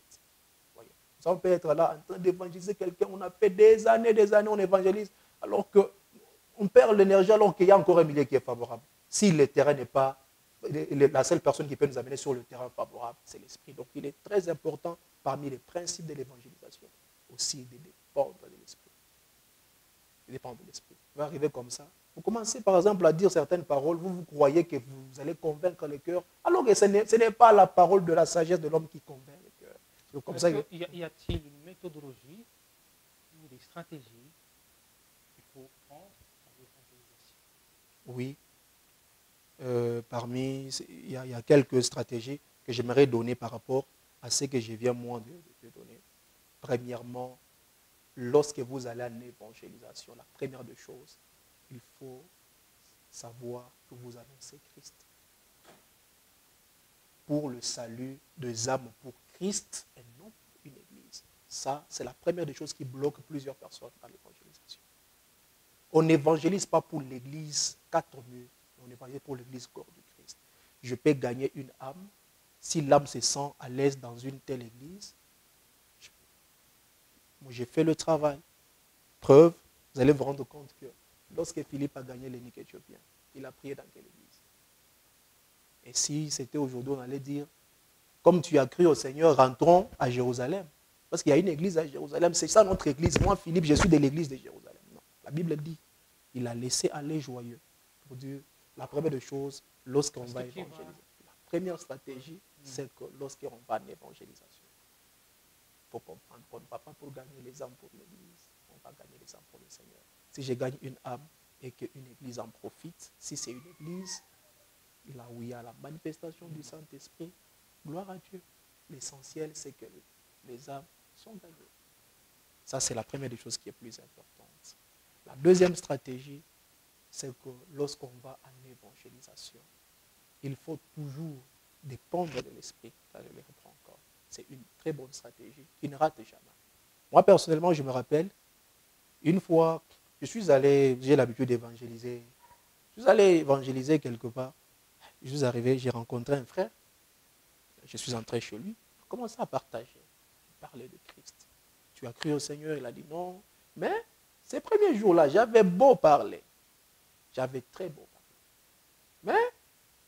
Mais quand j'ai regardé, la personne avait quand même le désir de venir à Christ, selon ce que je lui avais dit. Il m'a donné un rendez-vous. On devait se voir dans une semaine pour qu'on vienne encore parler, pour qu'on continue. Mais prochainement, lorsque je suis rentré, avec tout ce que je lui avais dit, avec des très beaux discours que j'avais à faire, je me suis rendu compte que c'est comme si je n'avais rien fait.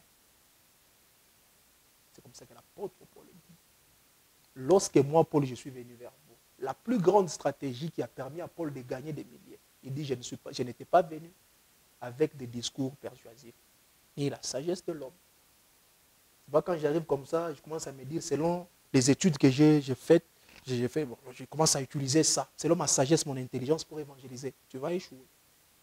Mais là, il dit, il était venu avec la démonstration de la puissance, ce qui veut dire il a dépendu du Saint-Esprit. Qu'est-ce qui s'est passé avec ses frères? C'est que la deuxième semaine, quand je suis arrivé, j'ai trouvé le frère qui avait un cœur prêt à rencontrer le Seigneur. Il s'est encore plus éloigné. Et j'avais encore beau parler. J'étais même découragé. En fin de compte, sa réponse, c'était qu'il m'a dit, on va croire seulement quand le Seigneur le voudra. Je voulais me lever pour aller. Et du coup, je lui ai dit, bon, ça va, on va prier quand même pour remercier le Seigneur. On a commencé à prier pour remercier le Seigneur. Je vois dans mon esprit. Je vois ses frères en train de courir. En train de courir pendant qu'on prie. En train de courir. Et il y avait une fosse qui s'était créée devant lui et les frères étaient tombés dans la fosse. Et je pose la question au Seigneur pour dire, Seigneur, qu'est-ce que ceci veut dire? Le Seigneur me dit clairement, il dit, ses frères, à une telle vie, ils ont l'habitude d'aller dans un chantier et prendre certains matériels d'autrui. Ils vont là-bas comme des gens qui vont construire, mais ils volent de choses. Dis-lui, s'il part cette semaine, selon le jour qu'il a déjà organisé, on va l'arrêter. Il va aller en prison, c'est là où il va mourir. C'est ce qu'il fait. Vous voyez? Et lorsqu'on dit Amen, je lui dis, frère, pendant qu'on prie, je vois dans mon esprit ça et ça. D'habitude, vous avez l'habitude de construire. Je commence à lui dire ça. Les frères étaient stupéfaits. Et du coup, à ma grande surprise, il a commencé à pleurer. Il m'a posé la question, comment est-ce que tu as su cela? Vous voyez? Donc, les paroles que j'ai utilisées avant, ça n'a rien produit. Mais ici, juste à cause des messages, j'ai touché le cœur qui n'était pas, qui était impénétrable. C'est le Saint-Esprit dans sa vie pour là, vous voyez qu'il y a le Saint-Esprit a utilisé un don spirituel. Avec la vision, l'évangélisation est devenue trop facile. C'est devenu très facile. Et ce sont des appâts. Vous voyez? C'est pourquoi Moïse a posé la question, qu'est-ce que j'ai pour aller? Je vais dire quoi? Bon, c'est pourquoi lorsque Christ a laissé l'apôtre Pierre et les autres, ils avaient la parole. Maintenant, le problème, ce n'est pas d'avoir la parole. Tu peux avoir la parole. Tu connais la Bible de A à Z. Si tu n'es pas équipé. Et l'équipement pour l'évangélisation, ce n'est pas avoir la parole de Dieu. Celui qui a la parole de Dieu sans être équipé par Dieu, il va faire des discours persuasifs. Et c'est comme ça, vous voyez, il y a des gens qui vous prêchent la parole, mais il appelle comme ça, personne ne se présente. Il n'a touché le cœur de personne. Bon, d'ailleurs, je pense que c'est la plus grande stratégie. Alors, de nos jours, nous voyons dans la plupart des chrétiens que tu as dit qu'il faut plus évangéliser pour l'Église que pour le Christ. Pas pour tout simplement l'Église locale. Oui. Et dans la tête de beaucoup de chrétiens, c'est d'abord qu'il est là. Il veut vraiment, il tient à ce que la personne évangélisée entre dans son Église. Ce qui est déjà une très grande erreur. Ce qui est une très grande erreur. Nous avons vu, par exemple, les évangélistes, lorsque je pars dans l'histoire par exemple, de Renard Bonquet, ils n'avaient pas les églises ici lorsqu'ils sont venus pour la toute première fois ici au Congo. Mais lorsqu'il a évangélisé, il y avait de milliers et de milliers de personnes qui ont été sauvées. Il les a amenés où? Il y a ceux qui sont allés chez Nzambe Malamu, il y a ceux qui sont allés dans les églises diverses. Vous voyez. Dieu peut aujourd'hui, par exemple, pousser quelqu'un à tenir une campagne d'évangélisation. L'église est peut-être ici, telle que l'église écrit ça, mais tu fais une campagne d'évangélisation en ville.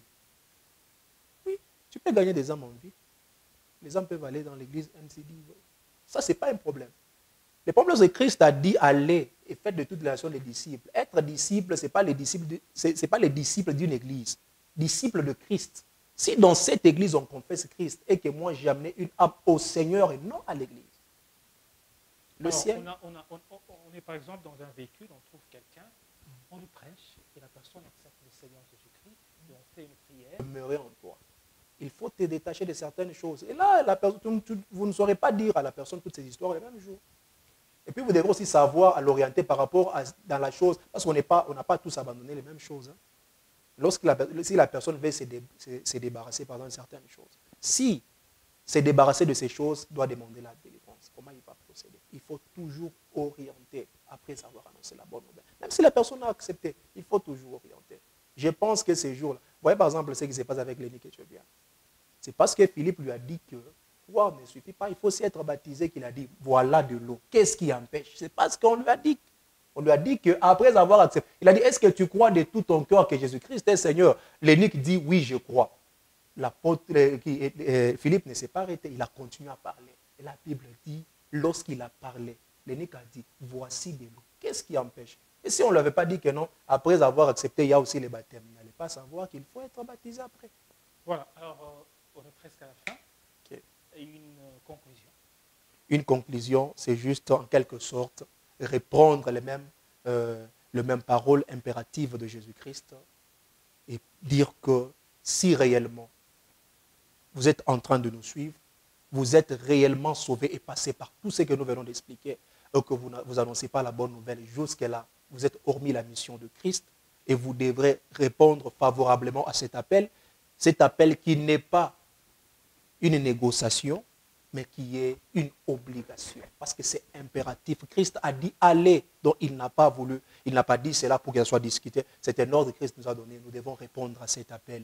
Et si peut-être dans tout ce que nous avons eu à dire, il y a certaines personnes qui se retrouvent dans le premier appel, peut-être on a lancé l'appel, un jour vous avez entendu un serviteur de Dieu, vous prêchez le message et vous avez cru au Seigneur, vous ne savez pas comment procéder, je vous prierai de trouver une église d'attache, de trouver quelqu'un pour vous orienter jusqu'à ce que vous vous débarrassiez de certaines choses que vous avez abandonnées dans votre vie. Et aussi à tous ceux qui n'ont jamais rencontré Christ, j'aimerais vous dire que ce premier appel n'est pas du tout compliqué. Tu n'as pas besoin d'être très saint ou bien de te sanctifier pour que Christ t'appelle. Ici, l'appel de Christ est lancé à toute personne telle que tu es. Donc, la première des choses, c'est à ceux-là qui voudrions venir à Christ. L'appel général est trop simple. Christ t'appelle tel que tu es. Et il a besoin seulement que tu puisses décrocher cet appel, que tu puisses répondre à cet appel. Et ceux qui sont déjà sauvés, c'est-à-dire qui sont passés à ces 3 niveaux d'appel, cet ordre nous concerne. Nous devons évangéliser, car tout le monde n'est pas évangéliste comme ministre, mais tout le monde peut évangéliser. C'est un ordre, nous devons répondre à cela obligatoirement. Voilà ce que je peux dire. Voilà, aimables téléspectateurs, aimables internautes, vous venez de comprendre, on était là avec le berger Élie, qui est le fils spirituel du pasteur Jonas Nkutumpala Jévidia. Alors on était là dans cette émission à la lumière de la parole, en tout cas sauvé pour évangéliser. Tel est le thème qu'on a développé avec le berger Élie Cabot. C'est comme ça? Oui. Alors merci beaucoup berger Élie. Merci beaucoup. C'était pour moi un plaisir de vous recevoir sur ce plateau. Et moi également, je suis très content d'être passé par cette émission et je vous remercie pour ça. Alors nous disons merci aussi au pasteur Jonas, alors qui a permis que nous puissions parler avec son fils spirituel, le berger Élie Cabod. Merci à Boni Verdict Béa qui était derrière les caméras. Merci à vous tous qui nous avez suivis de partout. En tout cas, nous vous disons que l'Éternel Dieu vous bénisse et nous vous promettons d'ici là, d'ici quelques jours, nous serons avec le pasteur Jonas Nkutumpala pour le compte de Vaille Dealer, le pasteur Jonas vous écoute et toutes les autres émissions. Merci, nous vous aimons de l'amour du Christ. Nous disons au revoir, que Dieu vous bénisse. Dans sa parole, je mets devant toi 2 chemins, le bien et le mal. Choisis lequel tu veux suivre. Mais moi, ton Dieu, je te demanderai de suivre le bien, afin que tu vives, pour que tu vives. Pour votre édification spirituelle et une bonne marche chrétienne, suivez désormais l'émission À la lumière de la parole de Dieu sur la chaîne YouTube Jonas Nkutumpala, la chaîne officielle. Par la force. ni par la puissance, mais c'est par ton esprit. Aide-moi, Seigneur. À la lumière de la parole, élargis votre champ de connaissances sur la véritable parole de Dieu. Jean 8, 32, Psaume 119, 105, tels sont les versets de base de cette belle émission qui aura pour invité principal le pasteur Jonas Lonkutumpala Jedidia. Pour que je ne sois pas précipité dans un feu éternel. Pour ne rien rater, abonnez-vous massivement sur la chaîne YouTube Jonas Lonkutumpala, la chaîne officielle. Que Dieu vous bénisse.